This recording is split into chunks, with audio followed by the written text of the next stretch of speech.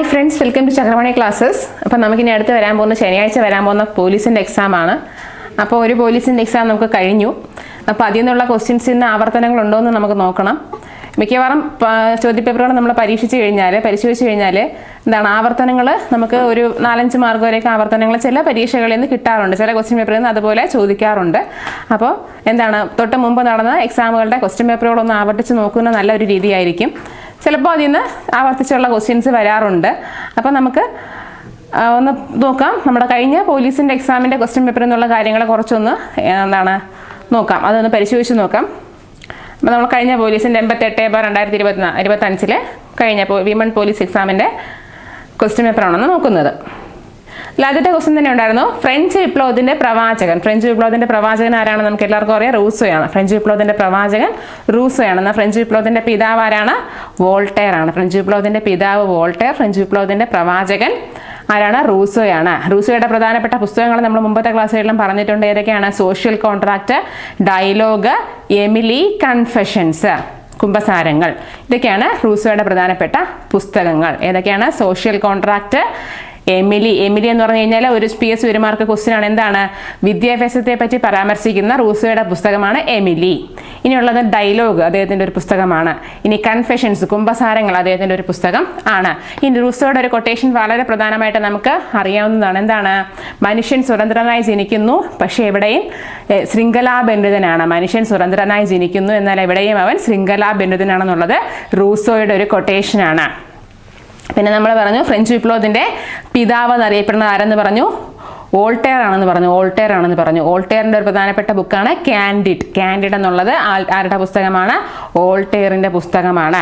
എന്നാൽ ഓപ്ഷനിൽ മൊണ്ടസ്ക്യൂ ഉണ്ട്. മൊണ്ടസ്ക്യൂവിൻ്റെ പുസ്തകം നമുക്ക് ഒരെണ്ണം അറിയാം, നമ്മുടെ കഴിഞ്ഞ LD എക്സാമിൻ്റെ ഒരു മാർക്കാണ്. എന്താണ്? മൊണ്ടസ്ക്യൂവിൻ്റെ പുസ്തകമാണ് സ്പിരിറ്റ് ഓഫ് ലോസ് എന്നുള്ളത് മൊണ്ടസ്ക്യൂവിൻ്റെ പുസ്തകമാണ്. ഇനി ഫ്രഞ്ച് വിപ്ലവം പറഞ്ഞതുകൊണ്ട് തന്നെ അതിൻ്റെ വർഷവും അതിൻ്റെ പ്രധാനപ്പെട്ട കാര്യങ്ങളൊന്ന് ഓടിച്ച് പറഞ്ഞു പോവാം. 1789 ഫ്രഞ്ച് വിപ്ലവം. 1789. അതുമായിട്ട് ബന്ധപ്പെട്ട് 2-3 കൊട്ടേഷൻസ്, അവിടെ ഭരണാധികാരികളുടെ 2-3 കൊട്ടേഷൻസ് നമുക്ക് വളരെ പ്രധാനമായിട്ട് അറിയാം. ഏതൊക്കെയാണ്? ഞാനാണ് രാഷ്ട്രം എന്ന് പറഞ്ഞ ആരാണ്? ലൂയി 14. ഞാനാണ് രാഷ്ട്രം, ലൂയി 14. എന്നാൽ ഞാനാണ് വിപ്ലവം എന്ന് പറഞ്ഞ ആരാണ്? നെപ്പോളിയനാണ്. ഞാനാണ് വിപ്ലവം എന്ന് പറഞ്ഞത് നെപ്പോളിയനാണ്. ഞാനാണ് രാഷ്ട്രം എന്ന് പറഞ്ഞത് ലൂയി 14. എനിക്ക് ശേഷം പ്രളയം എന്ന് പറഞ്ഞത് ആരാണ്? ലൂയി 15. എനിക്ക് ശേഷം പ്രളയം ലൂയി 15. എന്നാൽ ഫ്രഞ്ച് വിപ്ലവം നടക്കുന്ന സമയത്ത് ആരാണെന്ന് വെച്ചാൽ ലൂയി 16. ഫ്രഞ്ച് വിപ്ലവം നടക്കുന്ന സമയത്തെ ഭരണാധികാരി ലൂയി 16. എനിക്ക് ശേഷം പ്രളയം ലൂയി 15. ഞാനാണ് രാഷ്ട്രം ലൂയി 14. ഇനി ഞാനാണ് വിപ്ലവം ആരാണ്? നെപ്പോളിയൻ. ഇനി ഒരു ക്വസ്റ്റ്യൻ പേപ്പറിൽ ചോദിച്ചു കണ്ടിട്ടുള്ളതാണ്. ഇന്ത്യയിൽ എന്താണ് ഫ്രഞ്ച് ഈസ്റ്റ് ഇന്ത്യ കമ്പനി രൂപീകരിക്കുന്നത്? ഫ്രഞ്ച് ഈസ്റ്റ് ഇന്ത്യ കമ്പനി രൂപീകരിക്കുന്നത് 1664. ഈ 1664 ഫ്രഞ്ച് ഈസ്റ്റ് ഇന്ത്യ കമ്പനി രൂപീകരിക്കുന്ന സമയത്ത് ഫ്രാൻസിലെ ഭരണാധികാരി ആരെന്ന് ചോദിച്ചു കഴിഞ്ഞാൽ Louis 14. French East India company രൂപീകരിക്കുന്ന സമയത്ത് ഫ്രാൻസിന്റെ ഭരണാധികാരി ആരായിരുന്നു? ലൂയി 14. ഇനി വളരെ ഫേമസ് ആയിട്ടുള്ള ഈ ഫ്രഞ്ച് വിപ്ലവത്തിന് തന്നെ കാരണമായേക്കാവുന്ന ഒരു കൊട്ടേഷൻ നമ്മൾ വളരെ പ്രധാനമായിട്ട് അറിയാം. എന്താണ്? മേരി ആന്റോയിനിയുടെ ഒരു കൊട്ടേഷൻ ഉണ്ട്. എന്താണ്? നിങ്ങൾക്ക് റൊട്ടി ഇല്ലെങ്കിൽ എന്താ കേക്ക് കഴിച്ചുകൂടെ എന്ന് പറയുന്നത് എന്താണ്? മേരി ആന്റോയിനെറ്റിൻ്റെ ഒരു പ്രധാനപ്പെട്ട കൊട്ടേഷനാണ്. അതിൽ നിന്ന് തന്നെ എന്താണ് അവരുടെ ആ ഒരു ഭീകരത, അവരുടെ ആ ഒരു ലക്ഷറി ലൈഫും ഒക്കെ നമുക്ക് അതിൽ നിന്ന് വളരെ വ്യക്തമായിട്ട് മനസ്സിലാക്കാൻ പറ്റുന്നതാണ്. അത് തന്നെയാണ് എന്താണ് ഫ്രഞ്ച് വിപ്ലവത്തിൻ്റെ പ്രധാനപ്പെട്ട കാരണമായിട്ട് മാറുന്നത്. അവരുടെ ആഡംബര ജീവിതവും കാര്യങ്ങളും ഫ്രഞ്ച് സമൂഹത്തെ വളരെയധികം ദോഷകരമായിട്ട് ബാധിച്ചു. ഇനി എസ്റ്റേറ്റുകൾ 3 എസ്റ്റേറ്റുകളായിട്ട് തിരഞ്ഞിരിച്ചിരുന്നത് എവിടെയാണ്? ഫ്രഞ്ച് സമൂഹത്തെയാണ് 3 എസ്റ്റേറ്റുകളായിട്ട് തിരിച്ചിരുന്നത്. First estate, second estate, third estate. First estate ആരായിരുന്നു? പുരോഹിതന്മാരായിരുന്നു ഫസ്റ്റ് എസ്റ്റേറ്റിലുള്ളത്. സെക്കൻഡ് എസ്റ്റേറ്റിലുള്ളത് ആരായിരുന്നു? പ്രഭുക്കന്മാരായിരുന്നു. ഫസ്റ്റ് എസ്റ്റേറ്റ് പുരോഹിതന്മാർ, സെക്കൻഡ് എസ്റ്റേറ്റ് പ്രഭുക്കന്മാർ, തേർഡ് എസ്റ്റേറ്റ് സാധാരണക്കാർ. ഇനി സാധാരണക്കാരിൽ ആരൊക്കെ ഉൾക്കൊള്ളൂ എന്നുള്ളത് ചോദിച്ചിട്ടുണ്ടായിരുന്നു. ഏതൊക്കെയാണ്? അഭിഭാഷകർ, അധ്യാപകർ, ബാങ്കർമാർ, ഇനി എഞ്ചിനീയർമാർ, ഡോക്ടർമാർ, പിന്നെ അതുപോലെ കൃഷിക്കാര്, കൈത്തൊഴിലാളികൾ. ഇവരെല്ലാം എന്താണ്? സാധാരണക്കാർ എന്നുള്ള വിഭാഗത്തിനകത്താണ് വരുന്നത്. കരകൗശല പണിക്കാര്, ഇതൊക്കെ എന്തിനകത്താണ് വരുന്നത്? സാധാരണക്കാരിലാണ് വരുന്നത്. അഭിഭാഷകര്, അധ്യാപകര്, ബാങ്കർമാര്, പിന്നെ കരകൗശല വിദഗ്ധര്, കൈത്തൊഴിലാളികള്, കൃഷിക്കാര്, അതുപോലെ എഞ്ചിനീയർമാർ, ഡോക്ടർമാർ, ഇവരെല്ലാം വരുന്നത് എന്താണ്? സാധാരണക്കാരെന്നുള്ള വിഭാഗത്തിനാണ് വരുന്നത്. ഈ സാധാരണക്കാരാണ് എന്തിനു കൊടുക്കുന്നത്? ഫസ്റ്റ് എസ്റ്റേറ്റിനും സെക്കൻഡ് എസ്റ്റേറ്റിനുള്ള നികുതി കൊടുത്തിരുന്നത്. ഫസ്റ്റ് എസ്റ്റേറ്റിന്, സെക്കൻഡ് എസ്റ്റേറ്റിനും അതുപോലെ ഭരണകൂടത്തിനുമുള്ള നികുതി കൊടുത്തിരുന്നത് ആരാണ്? ഈ തേർഡ് എസ്റ്റേറ്റിലുള്ള സാധാരണക്കാരായിരുന്നു. അതുപോലെ എന്താണ്? ഈ തേർഡ് എസ്റ്റേറ്റിലെ സാധാരണക്കാരെ കൊണ്ട് മുകളിലുള്ള എസ്റ്റേറ്റുകാർ എന്താണ്? കൂലി കൊടുക്കാതെ തന്നെ ജോലി ചെയ്യിപ്പിക്കുക, കൂലി കൊടുക്കാതെ ജോലി ചെയ്യിപ്പിക്കുക. ഇതൊക്കെ എന്തായിരുന്നു? അന്ന് ഫ്രഞ്ച് സമൂഹം അനുഭവിച്ചിരുന്ന ബുദ്ധിമുട്ടുകളായിരുന്നു. ഇനി തിതേ എന്ന് പറഞ്ഞ നികുതി ആർക്ക് കൊടുത്തിരുന്നതാണ്? തേർഡ് എസ്റ്റേറ്റുകാര് ആർക്ക് കൊടുത്തിരുന്നതാണ്? പുരോഹിതന്മാർക്ക് കൊടുത്തിരുന്നതാണ് തിതേ. പക്ഷെ ഇപ്പോഴത്തെ പുതിയ ടെക്സ്റ്റിൽ വന്നിരിക്കുന്നത് തൈര് എന്നാണ് വന്നിരിക്കുന്നത്. നമ്മൾ പഴയ ടെക്സ്റ്റ് പ്രകാരം തിതേ എന്നാണ് നമ്മൾ പഠിച്ചിട്ടുള്ളത്. എന്നാൽ പുതിയ ടെക്സ്റ്റിൽ ഇപ്പോൾ തൈര് എന്നാണ്. അപ്പോൾ തൈരെന്ന് കണ്ടു കഴിഞ്ഞാൽ മാർക്കാണ് സാധാരണക്കാർ, തേർഡ് എസ്റ്റേറ്റിലുള്ളവര് പുരോഹിതന്മാർക്ക് കൊടുത്തിരുന്ന നികുതിയാണ് തൈര്. പിന്നെ ഉള്ളതാണ് തൈലേ എന്ന് പറഞ്ഞാൽ എന്താണ്? സാധാരണക്കാർ ഭരണകൂടത്തിന് കൊടുത്തിരുന്നതാണ് തൈലേ എന്ന് പറയുന്ന നികുതി. ഇനി ഈ പുരോഹിതന്മാർക്ക് എന്താണ്? വളരെയധികം ഭൂമി കൈവശം വെക്കാൻ അവകാശം ഉണ്ടായിരുന്നു. സാധാരണക്കാരിൽ നിന്ന് നികുതി പിരിച്ചു. ഇനി കൂലി കൊടുക്കാതെ, വേതനം കൊടുക്കാതെ സാധാരണക്കാരെ കൊണ്ട് ജോലി ചെയ്യിപ്പിച്ചു. അതുപോലെ തന്നെ പുരോഹിതന്മാരും എന്താണ്? പ്രഭുക്കന്മാർക്കും ധാരാളം ഭൂമി കൈവശം വെക്കാനായിട്ടുള്ള അധികാരം ഉണ്ടായിരുന്നു. ഇനി സൈനിക സേവനം നടത്തിയിരുന്നത് ആരാണ്? പ്രഭുക്കന്മാരുടെ ഗ്രൂപ്പിലുള്ളവരായിരുന്നു.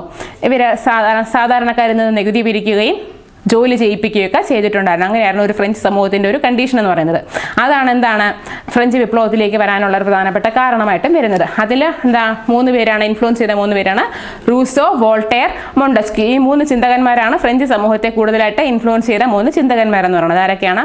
Rousseau, Voltaire, Montesquieu. പ്രധാനമായിട്ടും നമുക്ക് റൂസോയാണ് ഫ്രഞ്ച് വിപ്ലവത്തിന്റെ പ്രവാചകൻ എന്നറിയപ്പെടുന്നത്. പിതാവ് എന്നാൽ ആരാണ്? വോൾട്ടയർ ആണ്.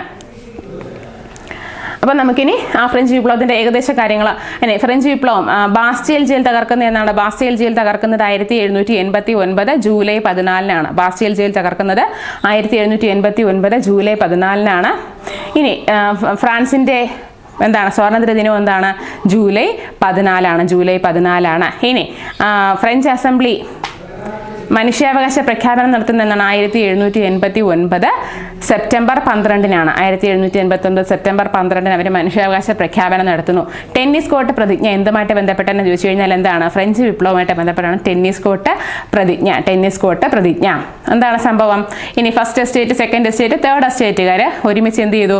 Estate general. അവിടുത്തെ പാർലമെന്റ് ഏതാണെന്ന് ചോദിച്ചു കഴിഞ്ഞാൽ എസ്റ്റേറ്റ് ജനറൽ ആണ്. ഫ്രാൻസിന്റെ പാർലമെന്റ് അറിയപ്പെട്ടത് എസ്റ്റേറ്റ് ജനറൽ എന്നാണ്. അപ്പോൾ എസ്റ്റേറ്റ് ജനറൽ വിളിച്ചു കൂട്ടിയപ്പോഴത്തേക്കും ഫസ്റ്റ് എസ്റ്റേറ്റിനും സെക്കൻഡ് എസ്റ്റേറ്റിനും എന്താണ്? ഓരോ വോട്ട് വീതം. അതുപോലെ തേർഡ് എസ്റ്റേറ്റിന് അവർ ഫസ്റ്റ് എസ്റ്റേറ്റിനും സെക്കൻഡ് എസ്റ്റേറ്റിനും എന്ന് പറഞ്ഞു, ഓരോ എസ്റ്റേറ്റിനും ഓരോ വോട്ട് എന്ന് പറഞ്ഞു.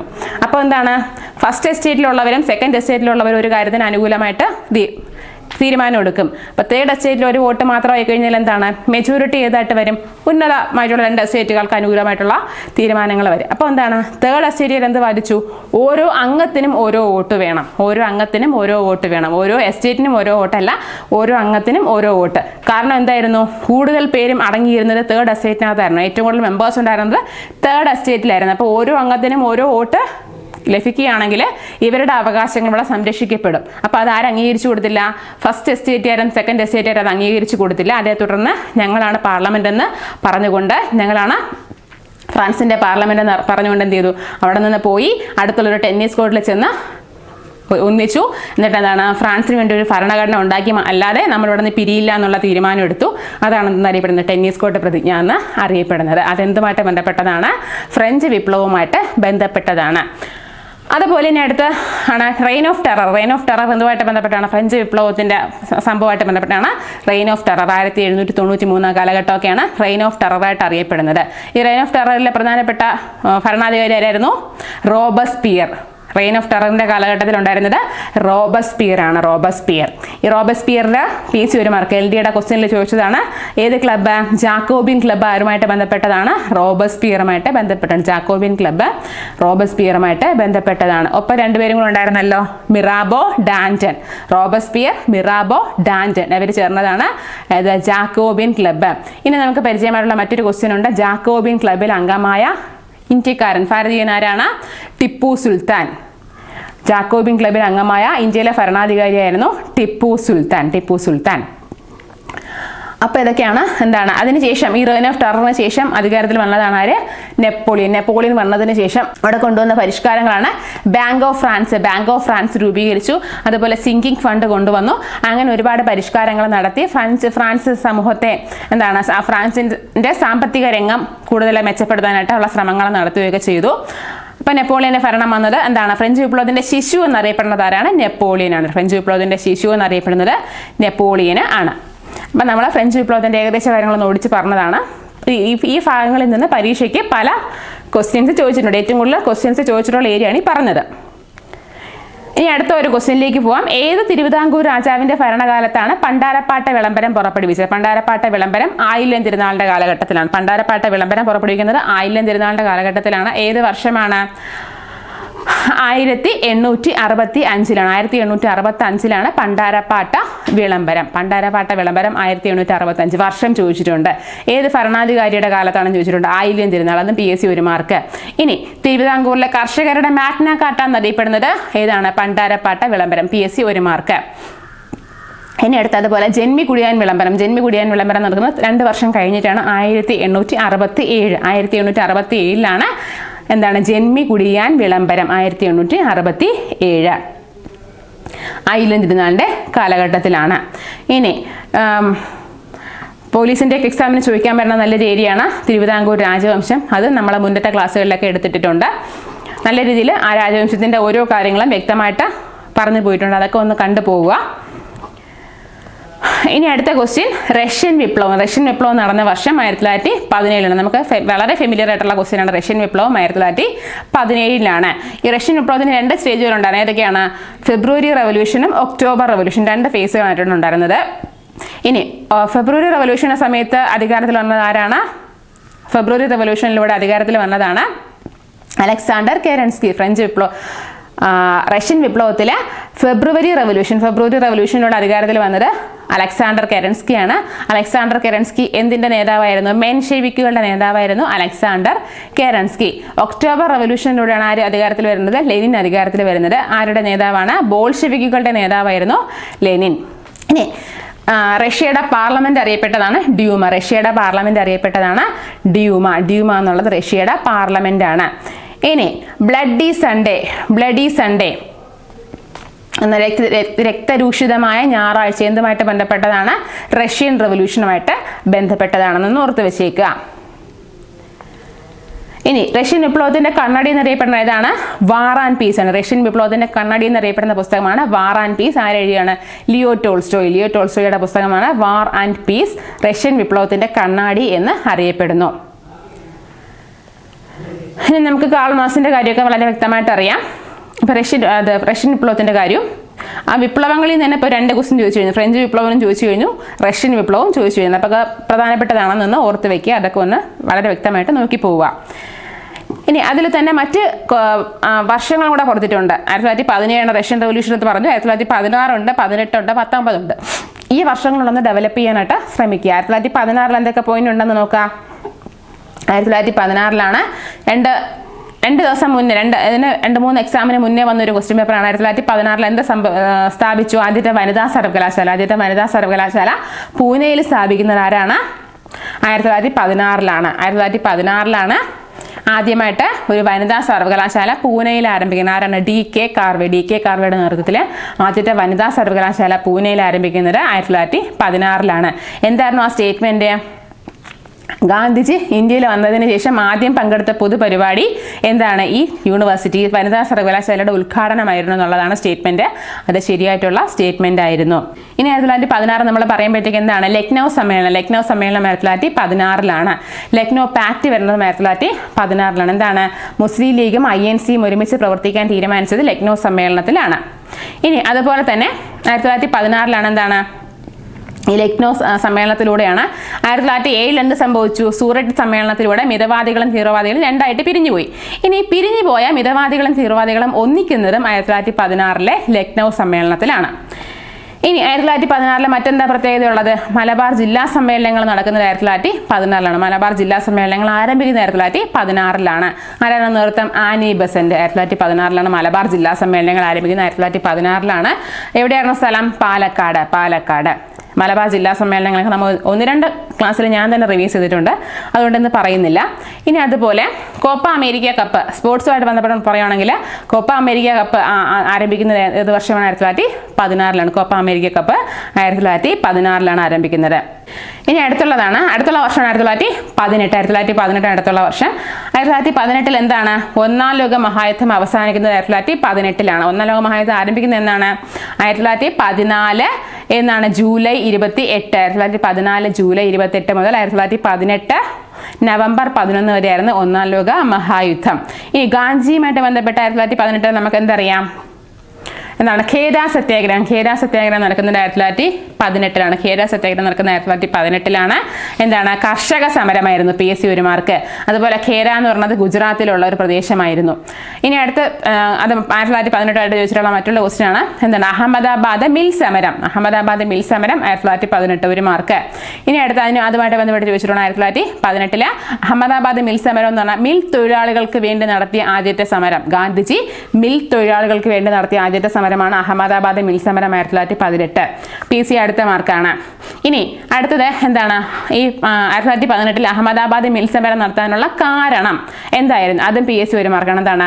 പ്ലേഗ് ബോണസിന് വേണ്ടിയിട്ടാണ് 1918 അഹമ്മദാബാദ് മിൽ സമരം പ്രധാനമായിട്ടും. അതിന്റെ പ്രധാനപ്പെട്ട വിഷയം എന്തായിരുന്നു? പ്ലേഗ് ബോണസിന് വേണ്ടിയിട്ടുള്ളത് ആയിരുന്നു. ഇനി അടുത്ത വർഷം 1919 നമുക്ക് വളരെയധികം അറിയാവുന്ന ഒരു വർഷമാണ്. എന്താണ്? റൗലറ്റ് ആക്ട് വരുന്ന 1919 റൗലറ്റ് ആക്ട് 1919. അതുപോലെ റൗലറ്റ് ആക്ട് 1919 ജാലിയൻ വാലാബാഗ് 1919 അതുപോലെ government of India act 1919 government of India act ഇതിനെന്താണെന്ന് അറിയപ്പെടുന്നു? മൊണ്ടേഗോ ചെംസ്ഫോർഡ് ഭരണപരിഷ്കാരം എന്ന് അറിയപ്പെടുന്നു. ഈ മൊണ്ടേഗോ ചെംസ്ഫോർഡ് ഭരണപരിഷ്കാരത്തിലാണ് എന്താണ്? പ്രവിശ്യകളുടെ ഡയർക്കി ഏർപ്പെടുത്താനായിട്ട് തീരുമാനിക്കുന്നത്. പ്രവിശ്യകളുടെ ഡയർക്കി ഏർപ്പെടുന്നത് 1919 മൊണ്ടേഗോ ചെംസ്ഫോർഡ് ഭരണപരിഷ്കാരത്തിലായിരുന്നു. ഇനി ഡയർക്കി ഏർപ്പെടുത്തുന്നത് എന്താണ്? 1919 ആണ് ഡയർക്കി ഏർപ്പെടുത്തുന്നത്. ഇനി കരിനിയമം എന്നറിയപ്പെടുന്നതാണ് ഡയർക്കി. കരിനിയമം എന്നറിയപ്പെടുന്നതാണ് റൗലറ്റ് ആക്ട്. കരിനിയമം എന്നറിയപ്പെടുന്ന റൗലറ്റ് ആക്ട് വരുന്നത് 1919 കരിനിയമം എന്നറിയപ്പെടുന്ന റൗലറ്റ് ആക്ട് വരുന്നത് 1919 ഇതിനെതിരെ പ്രതിഷേധിച്ചാണ് 1919 ഏപ്രിൽ 13 ജാലിയൻ വാലാബാഗ്. ആരുടെയൊക്കെ അറസ്റ്റിനെതിരെയാണ്? ഡോക്ടർ സത്യപാലം സെയ്ഫുദ്ദീൻ കിച്ചുലുവിന്റെ അറസ്റ്റിനെതിരെ ഒരു വിഭാഗം ജനങ്ങൾ എന്താണ്? ജാലിയൻ വാലാബാഗ് എന്ന് പറയുന്ന ഒരു പൂന്തോട്ടത്തിൽ ഒത്തുകൂടുകയും അവിടെ കൂടിയ ജനങ്ങളെ ക്രൂരമായിട്ട് കൊല ചെയ്യുകയും ചെയ്തതാണ് ജാലിയൻ വാലാബാഗ് കൂട്ടക്കൊല എന്ന് അറിയപ്പെടുന്നത്. അപ്പം നമുക്കറിയാം ജാലിയൻ വാലാബാഗ് കൂട്ടക്കൊലയെ തുടർന്ന് ആരൊക്കെ എന്തൊക്കെ ഉപേക്ഷിച്ചെന്നുള്ള ഒരു ക്വസ്റ്റ്യൻ ആണ്. എന്താണ്? വൈസ്രോയീസ് എക്സിക്യൂട്ടീവ് കൗൺസിലിൽ നിന്ന് രാജിവെച്ചത് ആരാണ്? C. Sankaran Nair. Viceroy's executive കൗൺസിലിൽ നിന്ന് രാജിവെച്ചത് C. ശങ്കരൻ നായരാണ്. ചേറ്റൂർ ശങ്കരൻ നായരാണ്. ഇനി അടുത്തത് സർപദവി ഉപേക്ഷിച്ചത് ആരാണ്? ടാഗൂറാണ്. കൈസർ ഇ ഹിന്ദ് ബഹുമതി ഉപേക്ഷിച്ചത് ഗാന്ധിജിയാണ്. ഇനി അടുത്ത 1917 നമ്മൾ റഷ്യൻ റവല്യൂഷൻ പറഞ്ഞത്. 1917 ബന്ധപ്പെട്ട് നമുക്ക് വീണ്ടും പ്രത്യേകതകൾ അറിയാം. എന്താണ്? മിശ്രഭോജനം 1917 സഹോദരൻ അയ്യപ്പൻ മിശ്രഭോജനം 1917 അതുപോലെ സഹോദര സംഘം ആരംഭിക്കുന്നത് 1917 സഹോദര സംഘം 1917 അതുപോലെ 1917 മറ്റൊരു പ്രത്യേകത അറിയാം. കോഴിക്കോട് എന്താണ്? തളി ക്ഷേത്ര സമരം നടക്കുന്നത് 1917 കോഴിക്കോട് തളി ക്ഷേത്ര സമരം 1917 മിശ്രഭോജനം 1917 സഹോദരൻ അയ്യപ്പനാണ്. സഹോദര സംഘം 1917 സഹോദരൻ അയ്യപ്പനാണ്. ഇനി സഹോദരൻ അയ്യപ്പന്റെ മാസികയാണ് വിദ്യാഭൂഷണി എന്നുള്ള മാസിക സഹോദരൻ അയ്യപ്പന്റെയാണ്. വിദ്യാഭൂഷണി എന്ന മാസിക സഹോദരൻ അയ്യപ്പന്റെ ഒരു പുസ്തകമാണ്. സയൻസ് ദശകം എന്ന് പറയുന്നത് സഹോദരൻ അയ്യപ്പന്റെ ഒരു പുസ്തകമാണ്. ഇനി അദ്ദേഹത്തിന്റെ മാസികയാണ് വേലക്കാരൻ. സഹോദരൻ അയ്യപ്പന്റെ മാസികയാണ് വേലക്കാരൻ. ഇനി വേലക്കാരൻ സഹോദരൻ അയ്യപ്പനാണെങ്കിൽ അതിന്റെ കൂടെ നമുക്ക് പഠിക്കാവുന്നതാണ് യജമാനൻ ആരുടെ മാസികയാണ്? വാഗ്ഫടാനന്ദന്റെ മാസികയാണ് യജമാനൻ എന്ന മാസിക വാഗ്ഫടാനന്ദൻ. അപ്പൊ നമുക്ക് ആ ക്വസ്റ്റ്യനും ഇടാം. ഇതുപോലെ നമ്മൾ ആ ഒരു ക്വസ്റ്റ്യനെ കൂടുതൽ ഡെവലപ്പ് ചെയ്ത് പഠിച്ചു കഴിഞ്ഞാൽ അടുത്ത വരുന്ന ചോദ്യപേപ്പറുകളിൽ അടുത്ത വരുന്ന പരീക്ഷകളിൽ നമുക്ക് അതിൽ നിന്ന് തന്നെ ഒരു 3-4 മാർക്ക് സ്കോർ ചെയ്യാനായിട്ട് അങ്ങനെ ആയിരുന്നാലും പറ്റും. 1957 വിപ്ലവവുമായി ബന്ധപ്പെട്ട താഴെ പറയുന്നവയിൽ തെറ്റായ പ്രസ്താവനകൾ ഏതെല്ലാം എന്നുള്ളതാണ്. അപ്പോൾ പ്രസ്താവനകൾ നോക്കാം. 1857 വിപ്ലവം ആദ്യമായി പൊട്ടിപ്പുറപ്പെട്ടത് സൂററ്റിലാണ്. 1857 വിപ്ലവം ആദ്യമായിട്ട് പൊട്ടിപ്പുറപ്പെട്ടത് എവിടെയാണ്? സൂററ്റിലാണോ? അല്ല, മീററ്റിലാണ്. അപ്പോൾ അതാണ് നമ്മൾ പെട്ടെന്ന് നോക്കുമ്പോൾ സൂററ്റ്, മീററ്റ് എന്ന് നമുക്ക് പെട്ടെന്ന് തോന്നിപ്പോവും. അതാണ് അവരുടെ ഉദ്ദേശവും, നമ്മളെ കൺഫ്യൂസ് ചെയ്യിപ്പിക്കുക എന്നുള്ളത്. അപ്പോൾ നമ്മൾ എന്ത് ചെയ്യുക, ശ്രദ്ധിക്കുക, സൂററ്റിലല്ല മീററ്റിലാണ്. 1857 മെയ് 10-നാണ്. ആദ്യത്തെ രക്തസാക്ഷി നമുക്കറിയാം മംഗൽ പാണ്ഡെയാണ്. ഇനി ഡൽഹിയിൽ വിപ്ലവത്തിന്റെ നേതാവായിരുന്നു ബഹദൂർ ഷാ സെക്കൻഡ് ആയിരുന്നു. ബഹദൂർ ഷാ സെക്കൻഡ് ആയിരുന്നു ഡൽഹിയിലെ നേതാവ്. ശരിയാണ്, ബഹദൂർ ഷാ സെക്കൻഡും ആരുമുണ്ട്? ഫത്ത് ഖാനുമുണ്ട്. ഇനി നമ്മൾ പരീക്ഷയ്ക്ക് പോകുന്നതിന് മുമ്പ് എന്താണ്, ഓരോ സ്ഥലങ്ങളിൽ വിപ്ലവം നയിച്ച നേതാക്കന്മാരെ കുറിച്ചുകൂടെ ഒന്ന് വ്യക്തമായിട്ട് നോക്കിയിട്ട് പോവുക. ഇനി നാനാ സാഹിബ് താന്തിയ തോപ്പി എവിടെയായിരുന്നു? കാൺപൂരിലാണ് നാനാ സാഹിബ് താന്തിയ തോപ്പി. ഇനി ഝാൻസിയിലും ഗോളിയോറിലും ആരാണ്? ഝാൻസി റാണി. ഔധ്, ലക്നൗ, ആഗ്ര എന്നിവിടങ്ങളിൽ ആരായിരുന്നു? ബീഗം ഹസ്രത് മഹൽ. ഔധ്, ലക്നൗ, ആഗ്ര, ബീഗം ഹസ്രത് മഹൽ. ഇനി ബീഹാർ ആരായിരുന്നു? കൻവർ സിംഗ്. മധുരയിലെ ദേവി സിംഗ്. ഫൈസാബാദിലെ മൗലവി അഹമ്മദുള്ള. ഇനി ബെറൌട്ട് പർഗാനയിലെ ഷാമൽ. അപ്പം അങ്ങനെയുള്ള ഓരോ സ്ഥലങ്ങളിൽ വിപ്ലവം നയിച്ച നേതാക്കന്മാരും സ്ഥലങ്ങളും പ്രധാനമായിട്ടുള്ളതാണ്. അതും കൂടെ ഒന്ന് നോക്കി പോവുക. അപ്പോൾ അതാണ് അടുത്ത സ്റ്റേറ്റ്മെന്റ്. ഡൽഹിയിൽ വിപ്ലവത്തിന്റെ നേതാവ് ബഹദൂർ ഷാ സെക്കൻഡ് ആയിരുന്നു എന്നുള്ളത്. ഇനി അടുത്ത മൂന്നാമത്തെ സ്റ്റേറ്റ്മെന്റ് എന്തായിരുന്നു? കാൺപൂരിൽ വിപ്ലവത്തിന്റെ നേതാവ് കൻവർ സിംഗ് ആയിരുന്നു. നമ്മൾ പറഞ്ഞു കാൺപൂരിൽ ആരെന്ന് പറഞ്ഞു? നാനാ സാഹിബും താന്തിയ തോപ്പിയാണെന്ന് പറഞ്ഞു. ഇനി നാനാ സാഹിബ് എവിടെയായിരുന്നു? കാൺപൂരിലായിരുന്നു നാനാ സാഹിബും താന്തിയ തോപ്പിയും. എന്നാൽ കൻവർ സിംഗ് എവിടെയായിരുന്നു? ബീഹാർ ആര എന്നിവിടങ്ങളിലായിരുന്നു കൻവർ സിംഗ് ബീഹാർ ആരയിലായിരുന്നു. ഇനി അടുത്ത് അത് തെറ്റായിട്ടുള്ള, അപ്പോൾ കാൺപൂരിൽ കൻവർ സിംഗ് എന്നുള്ളതായിരുന്നു, അപ്പോൾ അത് തെറ്റാണ്.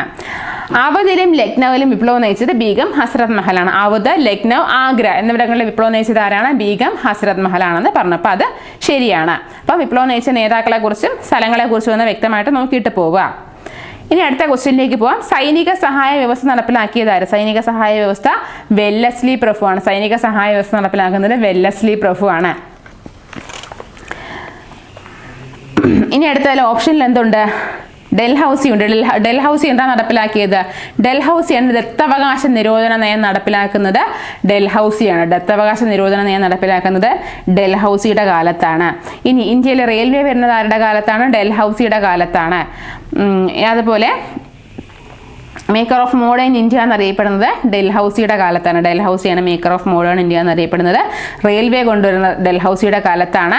ഇനി ദത്തവകാശ നിരോധന നയം കൊണ്ടുവരുന്നത് ഡൽഹൌസിയുടെ കാലത്താണ്.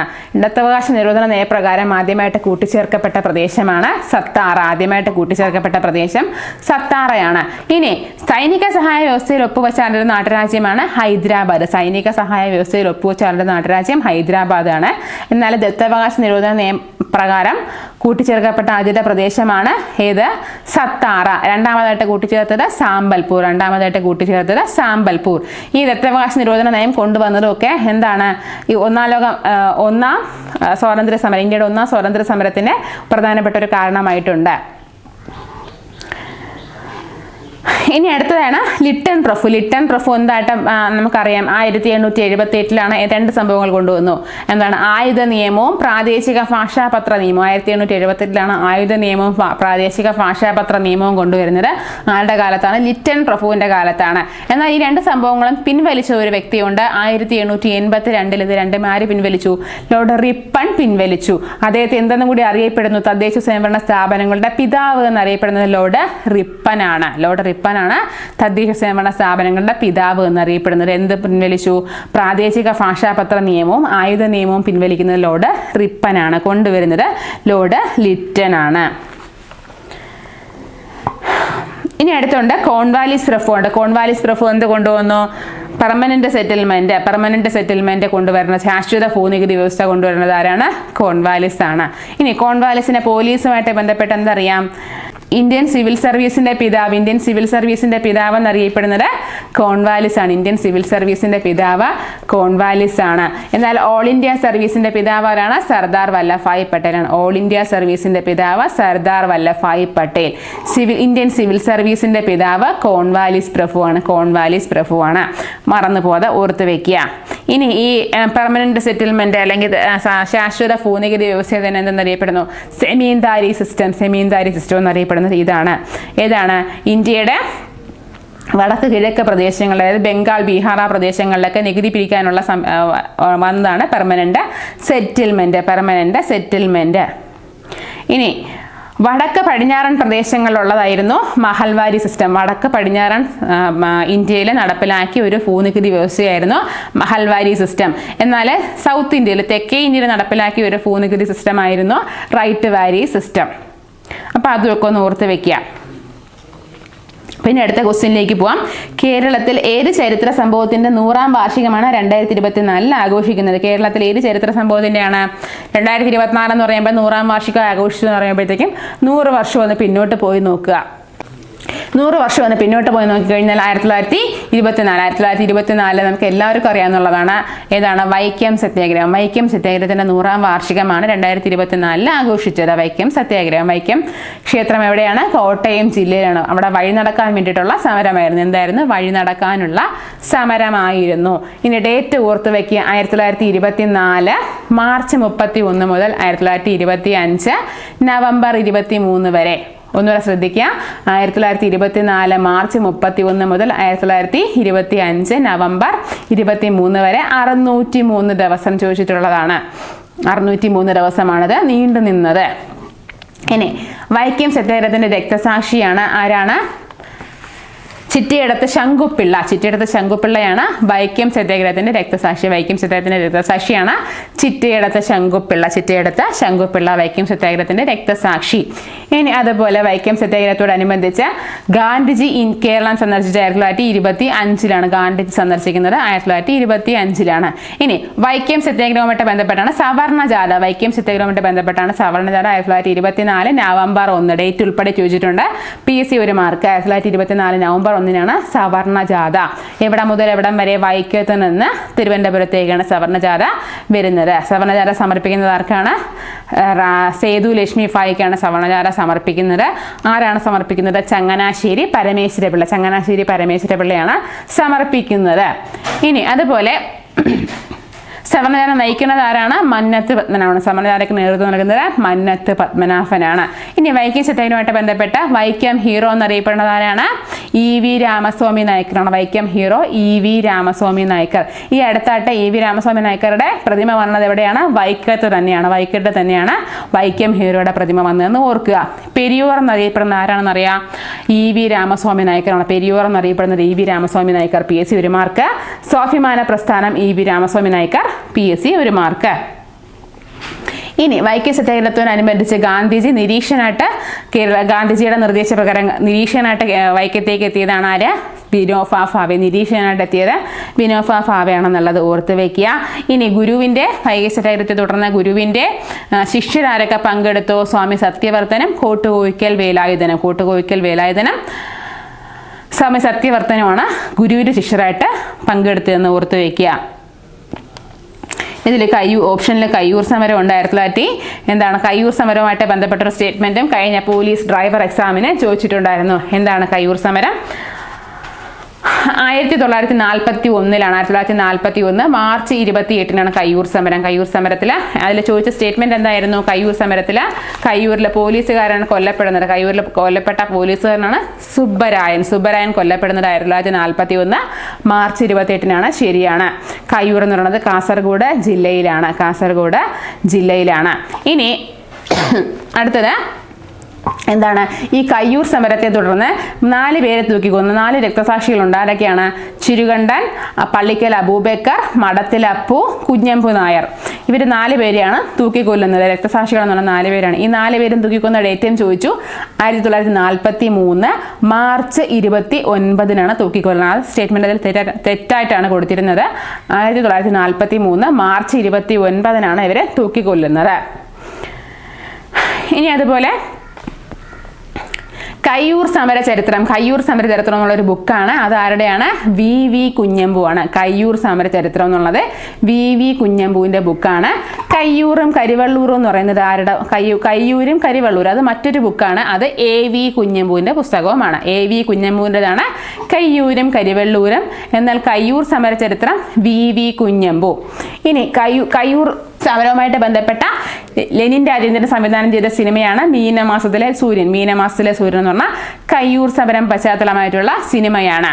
ഇനി കയ്യൂർ സമരം പശ്ചാത്തലമായിട്ടുള്ള നിരഞ്ജനയുടെ കൃതിയാണ് ചിരസ്മരണ എന്നുള്ളത് കയ്യൂർ സമരം പശ്ചാത്തലമായിട്ടുള്ള ആരുടെയാണ്? നിരഞ്ജനയുടെ കൃതിയാണ്. അപ്പോൾ തുർക്ക് ക്ഷേത്രപ്രവേശന വിളംബരം നമുക്കറിയാം 1936 നവംബർ 12 ചിത്തിര തിരുനാളാണ് പുറപ്പെടുവിക്കുന്നതെന്നറിയാം. എന്താണ് അതിന് ഉപദേശകനായിട്ട് നിന്നതാരാണ്? CP രാമസ്വാമി അയ്യരെന്നറിയാം. ഇനി അതിനെ വിശേഷിപ്പിച്ചത് എന്താണ്? ഗാന്ധിജി വിശേഷിപ്പിച്ചത് എന്താണ്? ആധുനിക കാലത്തെ മഹാത്ഭുതം എന്ന് വിശേഷിപ്പിച്ചത് ക്ഷേത്രപ്രവേശന വിളംബരത്തെയാണ്. അഹിംസാത്മകവും രക്തരഹിതവും എന്ന് വിശേഷിപ്പിച്ചത് ആരാണ്? ഗാന്ധിജിയാണ്. ഇനി 1937 ഗാന്ധിജി അവസാനമായിട്ട് കേരളത്തിലേക്ക് വരുന്നത്. അതൊരു തീർത്ഥാടനം എന്ന് വിശേഷിപ്പിച്ചത് ഗാന്ധിജിയാണ്. ഇനി സ്പിരിച്വൽ മാഗ്ന കാർട്ട ക്ഷേത്രപ്രവേശന വിളംബരത്തെ തിരുവിതാംകൂറിലെ സ്പിരിച്വൽ മാഗ്ന കാർട്ട എന്ന് വിശേഷിപ്പിച്ചത് ആരാണ്? വേലുപ്പിള്ളൻ. TK വേലുപ്പിള്ളയാണ് സ്പിരിച്വൽ മാഗ്ന കാർട്ട എന്ന് വിശേഷിപ്പിച്ചത്. ഇനി തിരുവിതാംകൂറിലെ ജനങ്ങളുടെ മാഗ്ന കാർട്ട എന്ന് വിശേഷിപ്പിച്ചത് ആരാണ്? ഗാന്ധിജിയാണ്. തിരുവിതാംകൂറിലെ ജനങ്ങളുടെ മാഗ്ന കാർട്ട എന്ന് വിശേഷിപ്പിച്ചത് ഗാന്ധിജിയാണ്. എന്നാൽ സ്പിരിച്വൽ മാഗ്ന കാർട്ട എന്ന് വിശേഷിപ്പിച്ചത് TK വേലുപ്പിള്ളയുമാണ്. അതും ഓർത്ത് വയ്ക്കുക. ഗുരുവായൂർ സത്യാഗ്രഹം ഓപ്ഷനിലുണ്ട്, അതും ഒന്ന് ശ്രദ്ധിച്ച് വയ്ക്കുക. 1931, 32 ഗുരുവായൂർ സത്യാഗ്രഹം. 1931 നവംബർ 1 മുതൽ 1932 ഒക്ടോബർ 2 വരെയാണ് ഗുരുവായൂർ സത്യാഗ്രഹം എന്ന് ഓർത്ത് വയ്ക്കുക. വോളണ്ടിയർ ക്യാപ്റ്റൻ AKG ആണെന്നുള്ളത് അറിയാം. പിന്നെ അടുത്ത എന്താണ്? K കേളപ്പനാണ് സത്യാഗ്രഹം കടന്നതെന്ന് അറിയാം. എത്ര ദിവസം കടന്നു? 12 ദിവസമാണെന്നുള്ളത് അറിയാം. 1932 സെപ്റ്റംബർ 22 മുതൽ ഒക്ടോബർ 2 വരെയാണെന്നുള്ളതും അറിയാം. അതൊക്കെ ഒന്ന് ശ്രദ്ധിച്ച് വയ്ക്കുക. ഇനി അടുത്ത ക്വസ്റ്റ്യൻ നോക്കാം. 2009 ഡിസംബറിൽ നേപ്പാൾ ഗവൺമെന്റിന്റെ ക്യാബിനറ്റ് മീറ്റിംഗ് എവറസ്റ്റ് ബേസ് ക്യാമ്പിൽ വെച്ച് കൂടിയത് ഏത് വിഷയവുമായി ബന്ധപ്പെട്ട് ചർച്ച ചെയ്യുന്നതിനായിരുന്നു? ഏത് വിഷയമായിട്ട് ബന്ധപ്പെട്ടാണ്? കാലാവസ്ഥാ വ്യതിയാനങ്ങളും ഹിമാനികളുടെ ഉരുകലും ബന്ധപ്പെട്ടാണ് ഇവിടെ സമ്മേളനം നടന്നത്. ഒന്നുകൂടെ നോക്കുക. 2009 ഡിസംബറിൽ നേപ്പാൾ ഗവൺമെന്റിന്റെ ക്യാബിനറ്റ് മീറ്റിംഗ് എവറസ്റ്റ് ബേസ് ക്യാമ്പിൽ വെച്ച് കൂടിയത്. ഇത് എന്ത് വിഷയമായിട്ട് ബന്ധപ്പെട്ടായിരുന്നു? കാലാവസ്ഥാ വ്യതിയാനങ്ങളും ഹിമാനികളുടെ ഉരുകലുമായിട്ട് ബന്ധപ്പെട്ടായിരുന്നു എന്ന് ഉള്ളതാണ് അതിൽ ശരിയായിട്ടുള്ള ഉത്തരം. ഇനി കാലാവസ്ഥയുമായിട്ട് ബന്ധപ്പെട്ടുള്ള ഉച്ചകോടിയാണ്, കാലാവസ്ഥാ ഉച്ചകോടിയാണ് കോപ്പ് കോൺഫറൻസ് ഓഫ് ദ പാർട്ടീസ് എന്നതിൻ്റെ ഫുൾ ഫോം. അത് PSC 1 മാർക്ക്. ഇനി കോപ്പ് 28 നടന്നത് എവിടെയാണ്? ദുബായിലാണെന്ന് ഓർക്കുക. കോപ്പ് 28 നടന്നത് UAE ദുബായിലാണ്. കോപ്പ് 29 നടന്നത് അസർബൈജാൻ ബാക്കുവിലാണെന്ന് ഓർക്കുക. ഇനി കോപ്പ് 30 എവിടെയാണ്? ബ്രസീലാണ്. കോപ്പ് 30 ബ്രസീലാണ് എന്ന് ഓർത്ത് വെക്കുക. ഇനി അടുത്ത ക്വസ്റ്റ്യനിലേക്ക് പോകാം. ലോകത്തിന്റെ ധാന്യപ്പുരം എന്നറിയപ്പെടുന്ന പ്രയറീസ് സ്ഥിതി ചെയ്യുന്നത് എവിടെയെന്നുള്ളതാണ്. എവിടെയാണ്? കാനഡയിലും അമേരിക്കയിലുമായിട്ട് സ്ഥിതി ചെയ്യുന്ന പ്രയറി പുൽമേടുകളാണ് എന്തെന്നറിയപ്പെടുന്നത്? ലോകത്തിന്റെ ധാന്യപ്പുരം എന്ന് അറിയപ്പെടുന്നത്. Bread basket of the world എന്നറിയപ്പെടുന്നത് ആരാണ്? പ്രയറി പുൽമേടുകൾ. എവിടെയൊക്കെയാണ്? അമേരിക്കയിലും കാനഡയിലുമായിട്ടാണ് സ്ഥിതി ചെയ്യുന്നത്. ഓർത്ത് വയ്ക്കുക. PSC 1 മാർക്കാണ് ഇപ്പോൾ ചോദിച്ചിട്ടുണ്ട്. കാനഡയിലും അമേരിക്കയിലുമായിട്ടാണ് പ്രയറി പുൽമേടുകൾ സ്ഥിതി ചെയ്യുന്നത്. എന്നാൽ ബ്രെഡ് ബാസ്ക്കറ്റ് ഓഫ് ഇന്ത്യ എന്നറിയപ്പെടുന്ന സംസ്ഥാനമാണ് Punjab. Bread basket of India എന്നറിയപ്പെടുന്നത് പഞ്ചാബാണ്. എന്നാൽ ഇന്ത്യയിലെ ധാന്യപ്പുര എന്നറിയപ്പെടുന്ന പ്രദേശം എവിടെയാണ്? ഉത്തര മഹാസമതലം. ഇന്ത്യയുടെ ധാന്യപ്പുര എന്നറിയപ്പെടുന്ന പ്രദേശം ഉത്തര മഹാസമതലമാണ്. ബ്രെഡ് ബാസ്ക്കറ്റ് ഓഫ് ഇന്ത്യ എന്നറിയപ്പെടുന്നത് പഞ്ചാബാണെന്നുള്ളത് ഓർത്ത് വയ്ക്കുക. എന്നാൽ ഇന്ത്യയുടെ ധാതു സംസ്ഥാനം എന്നറിയപ്പെടുന്നത് ജാർഖണ്ഡ് ആണെന്ന് ഓർത്ത് വയ്ക്കുക. ധാതു സംസ്ഥാനം എന്നറിയപ്പെടുന്നത് ജാർഖണ്ഡ് ആണെന്ന് ഓർത്ത് വയ്ക്കുക. ഇന്ത്യയുടെ ധാതു കലവറ എന്നറിയപ്പെടുന്ന പ്രദേശം എവിടെയാണ്? ധാതു കലവറ എന്നറിയപ്പെടുന്ന പീഠഭൂമി ഛോട്ടാ നാഗ്പൂർ പീഠഭൂമിയാണ്. ധാതു കലവറ എന്നറിയപ്പെടുന്ന പീഠഭൂമി ഛോട്ടാ നാഗ്പൂർ പീഠഭൂമിയാണെന്നുള്ളത് ഓർത്ത് വയ്ക്കുക. ഇന്ത്യയുടെ ധാതു കലവറ എന്നറിയപ്പെടുന്ന പ്രദേശം ഏതാണെന്ന് ചോദിച്ചു കഴിഞ്ഞാൽ ഉപദ്വീപീയ പീഠഭൂമിയാണെന്നും ഓർത്ത് വയ്ക്കുക. ഇന്ത്യയുടെ ധാതു കലവറ എന്നറിയപ്പെടുന്ന പ്രദേശം ഉപദ്വീപീയ പീഠഭൂമിയാണെന്നും ഓർത്ത് വയ്ക്കുക. ഇനി അടുത്തത് എന്താണ്? ഉപദ്വീപീയ പീഠഭൂമിയെ കുറിച്ച് ചോദിച്ചിട്ടുള്ള ക്വസ്റ്റ്യൻസ് ആണ്. എന്താണ്? തലകീഴായ ത്രികോണാകൃതിയിൽ കാണപ്പെടുന്നതാണ് ഉപദ്വീപീയ പീഠഭൂമി. അടുത്ത് ചോദിച്ചാൽ PSC 1 മാർക്ക്. അതുപോലെ ഇന്ത്യയിലെ ഏറ്റവും പഴക്കം ചെന്നതും ഏറ്റവും വിസ്തൃതവുമായിട്ടുള്ള ഭൂപ്രദേശം ഉപദ്വീപീയ പീഠഭൂമിയാണെന്നുള്ളതും ഓർത്ത് വയ്ക്കുക. ഇനി അതിലാണ് എന്തൊക്കെ സ്ഥിതി ചെയ്യുന്നത്? ഛോട്ടാ നാഗ്പൂർ എന്താണ്? ഇന്ത്യയിലെ ഏറ്റവും വലിയ പീഠഭൂമിയായിട്ടുള്ള എന്താണ്? ഡക്കാൻ പീഠഭൂമി സ്ഥിതി ചെയ്യുന്നത്. ഡക്കാൻ പീഠഭൂമി, ചോട്ടാനാഗ്പൂർ പീഠഭൂമി, അതുപോലെ മാൾവ പീഠഭൂമി അല്ലെങ്കിൽ മധ്യ ഉന്നത തടമൊക്കെ സ്ഥിതി ചെയ്യുന്നത് എന്തിന്റെ ഭാഗമായിട്ടാണ്? ഉപദ്വീപീയ പീഠഭൂമിയുടെ ഭാഗമായിട്ടാണെന്നുള്ളത് ഓർത്ത് വെക്കുക. ഇനി അടുത്ത ക്വസ്റ്റ്യനിലേക്ക് പോവാം. ന്യൂഡൽഹിയിൽ 2023 കൂടിയ G20 കൂട്ടായ്മ പ്രധാന മുദ്രാവാക്യം എന്തായിരുന്നു എന്നുള്ളതാണ്. ആഗോള താപനം കുറയ്ക്കുക എന്നുള്ളതും, അതുപോലെ ഹരിതഗൃഹവാതകങ്ങളുടെ ബഹിർഗമനം കുറയ്ക്കുക. ആഗോള താപനം കുറയ്ക്കുക, അതുപോലെ ഹരിതഗൃഹവാതകങ്ങളുടെ ബഹിർഗമനം കുറയ്ക്കുക എന്നുള്ളതായിരുന്നു അതിന്റെ പ്രധാനപ്പെട്ട ലക്ഷ്യം. 2023 18ാമത്തെ ഉച്ചകോടിയാണ് ഇവിടെ വെച്ച് നടന്നത്, ഇന്ത്യയിൽ വെച്ച് നടന്നത്. 2023 18ാമത്തെ ഉച്ചകോടിയാണ് നടന്നത്. ഇപ്പോൾ 2025 G20 ഉച്ചകോടിയാണ് സൗത്ത് ആഫ്രിക്കയിലാണ്. 2025 G20 ഉച്ചകോടി സൗത്ത് ആഫ്രിക്കയിലാണ്. 20ാമത്തെ ഉച്ചകോടിയാണ് സൗത്ത് ആഫ്രിക്കയിൽ 2025. ഇനി 2024 19ാമത്തെ ഉച്ചകോടി നടന്നത് എവിടെയാണ്? ബ്രസീലിലാണ്. 19ാമത്തെ ഉച്ചകോടി നടന്നത് ബ്രസീലിലാണെന്നും ഓർത്തു വയ്ക്കുക. ഇപ്പോൾ G7 ഉച്ചകോടി നടക്കുന്നത് എവിടെ? കാനഡയിലാണെന്നുള്ളത് ഓർത്തു വയ്ക്കുക. G7 ഉച്ചകോടി നടക്കുന്നത് കാനഡയിലാണെന്ന് ഓർത്തു വയ്ക്കുക. ഇനി അതുപോലെ നാറ്റോയുടെ ഉച്ചകോടി നടക്കുന്നത് ഹേഗിലാണെന്നും ഓർത്തു വയ്ക്കുക. ഹേഗ് എവിടെയാണ്? നെതർലാൻഡിലാണെന്നുള്ളതും ഓർത്തു വയ്ക്കുക. നാറ്റോയുടെ ഉച്ചകോടി നടക്കുന്നത് ഹേഗിലാണ്. ഹേഗ് നെതർലാൻഡിലാണെന്നുള്ളതും ഓർത്തു വയ്ക്കുക. ഈ ഹേഗിനെ കുറിച്ച് മറ്റൊരു ക്വസ്റ്റ്യൻ നമുക്കറിയാം, അങ്ങനെ കണക്ട് ചെയ്ത് വെക്കാനായിട്ട് പറ്റും. ഇന്റർനാഷണൽ കോർട്ട് ഓഫ് ജസ്റ്റിസ്, അതിന്റെ ആസ്ഥാനം എവിടെയാണ്? ഹേഗ് ആണ്. ഇന്റർനാഷണൽ കോർട്ട് ഓഫ് ജസ്റ്റിസ് അവിടെയാണ്, ഹേഗിലാണ്. അതെന്താണ്? UN-യുടെ ഒരു ഭാഗമായിട്ടുള്ള ഒരു സംവിധാനമാണ് ഇന്റർനാഷണൽ കോർട്ട് ഓഫ് ജസ്റ്റിസ്. അതിൽ എത്ര ജഡ്ജിമാരാണെന്നുള്ളത് PSC 1 മാർക്ക്, 15 ജഡ്ജിമാരാണെന്നുള്ളത്. അതുപോലെ എത്ര വർഷത്തേക്കാണ് അവരുടെ കാലാവധി? 9 വർഷത്തേക്കാണ് ആ കാലാവധി എന്നുള്ളത് 1 മാർക്ക് ക്വസ്റ്റ്യൻ ആണ്.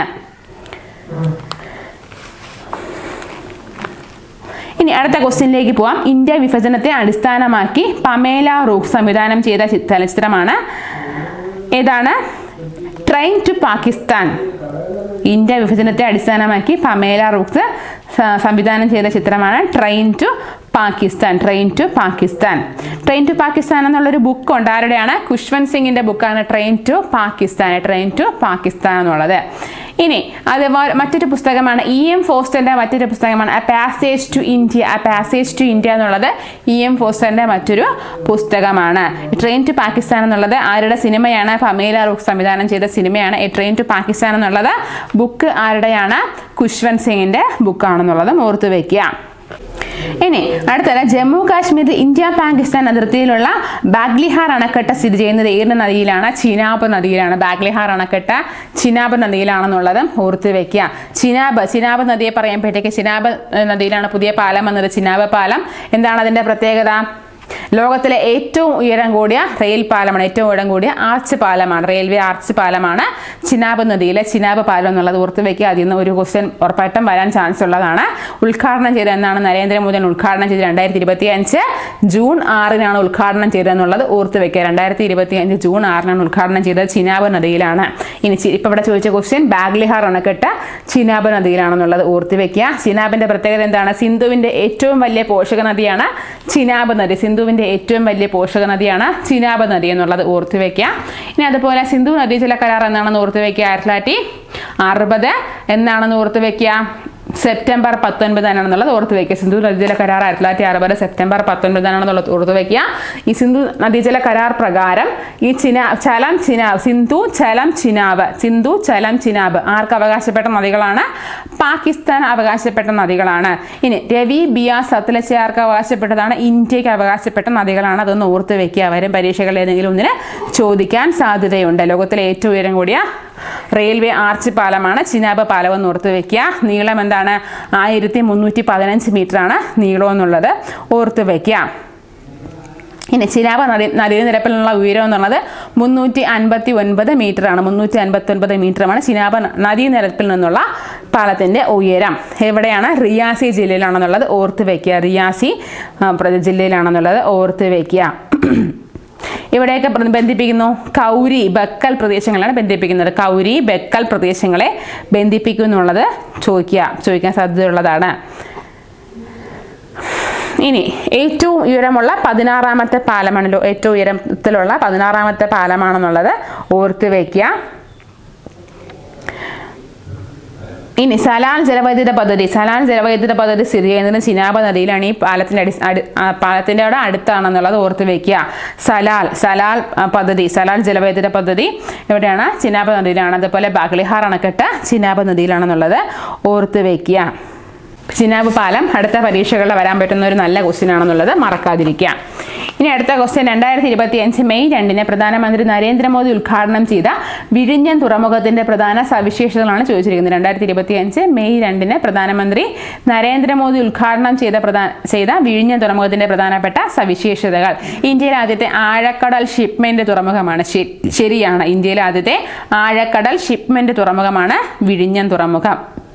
ഇന്ത്യയിലെ ആദ്യത്തെ ഓട്ടോമേറ്റഡ് തുറമുഖമാണ് വിഴിഞ്ഞം തുറമുഖം. ശരിയാണ്, ഇന്ത്യയിലെ ആദ്യത്തെ ഓട്ടോമേറ്റഡ് തുറമുഖം വിഴിഞ്ഞമാണ്. അന്താരാഷ്ട്ര ട്രാൻസ്ഷിപ്പിംഗ് പാതയോടെ നേരിട്ട് സ്ഥിതി ചെയ്യുന്ന ഏക ഇന്ത്യൻ തുറമുഖം. അന്താരാഷ്ട്ര ഷിപ്പിംഗ് പാതയോടെ നേരിട്ട് സ്ഥിതി ചെയ്യുന്ന ഏക ഇന്ത്യൻ തുറമുഖമാണെന്നുള്ളതും സ്ഥിതി ചെയ്യുക. ഏറ്റവും വലിയ ഇന്ത്യയിലെ ആദ്യത്തെ ആഴക്കടൽ തുറമുഖമാണ്. ഏറ്റവും വലിയ ആഴക്കടൽ തുറമുഖമാണ്. ഏറ്റവും വലിയ കണ്ടെയ്നർ തുറമുഖവുമാണ് വിഴിഞ്ഞം തുറമുഖം. ഇന്ത്യയിലെ ആദ്യത്തെ ഓട്ടോമേറ്റഡ് തുറമുഖം വിഴിഞ്ഞം തുറമുഖമാണ്. അതുപോലെ അന്താരാഷ്ട്ര ഷിപ്പിംഗ് പാതയോടെ ഏറ്റവും അടുത്ത് സ്ഥിതി ചെയ്യുന്ന ഇന്ത്യയിലെ തുറമുഖവുമാണ് ഏതെന്ന് പറയുന്നത് വിഴിഞ്ഞം തുറമുഖം. അതുപോലെ ഇന്ത്യയിലെ ഏറ്റവും ആഴമേറിയ ബ്രേക്ക് വാട്ടറും വിഴിഞ്ഞമാണ്. ഇന്ത്യയിലെ ഏറ്റവും ആഴമേറിയ ബ്രേക്ക് വാട്ടർ ഏതാണെന്ന് ചോദിച്ചു കഴിഞ്ഞാൽ വിഴിഞ്ഞമാണെന്നുള്ളത് ഓർത്ത് വെക്കുക. അതുപോലെ പ്രധാനപ്പെട്ടതാണ് വിഴിഞ്ഞം തുറമുഖം കമ്മീഷൻ ചെയ്ത ഡേറ്റ് ഏതാണെന്ന് ചോദിക്കുക. വിഴിഞ്ഞം തുറമുഖം കമ്മീഷൻ ചെയ്ത ഡേറ്റ് ആണ് 2025 മെയ് 2 മറന്നു പോകാതിരിക്കണം. 2025 മെയ് 2 വിഴിഞ്ഞം തുറമുഖം കമ്മീഷൻ ചെയ്ത ഡേറ്റ് എന്നുള്ളത് മറന്നു പോവാതിരിക്കണം. അതുപോലെ വിഴിഞ്ഞം തുറമുഖത്ത് വന്ന ഏറ്റവും വലിയ കപ്പലാണ് MSC ഐറീന എന്നുള്ളത് എന്താണ് ഏറ്റവും വലിയ കപ്പലാണെന്നുള്ളത് ഓർത്ത് വെക്കുക. ആദ്യമായിട്ട് വന്ന കപ്പൽ ഏതാണെന്ന് ചോദിച്ചു കഴിഞ്ഞാൽ സാൻ ഫെർണാണ്ടോ ആണ് ഏറ്റവും ആദ്യം വന്ന കപ്പൽ. വിഴിഞ്ഞു തോന്നുന്ന ആദ്യത്തെ കപ്പലാണെന്നുള്ളത് ഓർത്ത് വെക്കുക. PSC ഒരു മാർക്ക് ചോദ്യം വേറൊരെണ്ണം ഉണ്ട്. ഏത് താലൂക്കിലാണ് സ്ഥിതി ചെയ്യുന്നത് എന്നുള്ളത് ചോദിച്ചിട്ടുള്ളതാണ്. നെയ്യാറ്റിൻകര താലൂക്കിലാണ് വിഴിഞ്ഞം തുറമുഖം സ്ഥിതി ചെയ്യുന്നത്. നെയ്യാറ്റിൻകര താലൂക്കിലാണെന്നുള്ളത് ഓർത്ത് വെക്കുക.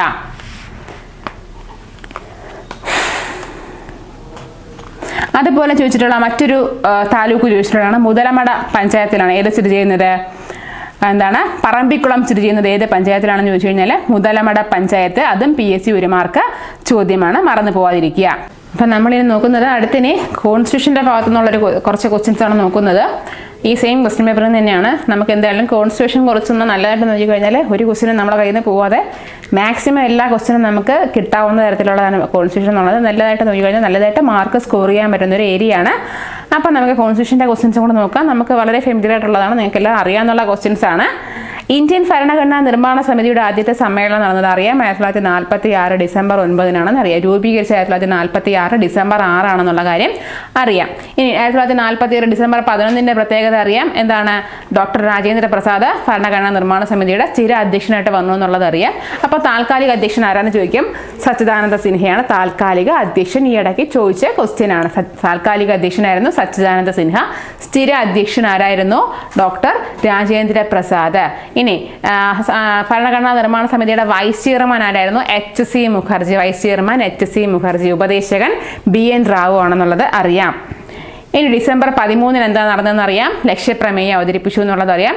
1947 ജനുവരി 22 ലക്ഷ്യപ്രമേയത്തെ ആമുഖമായിട്ട് അംഗീകരിച്ചു. ഭരണഘടനാ നിർമ്മാണ സമിതി അംഗീകരിച്ചു എന്നുള്ളത് അറിയാം.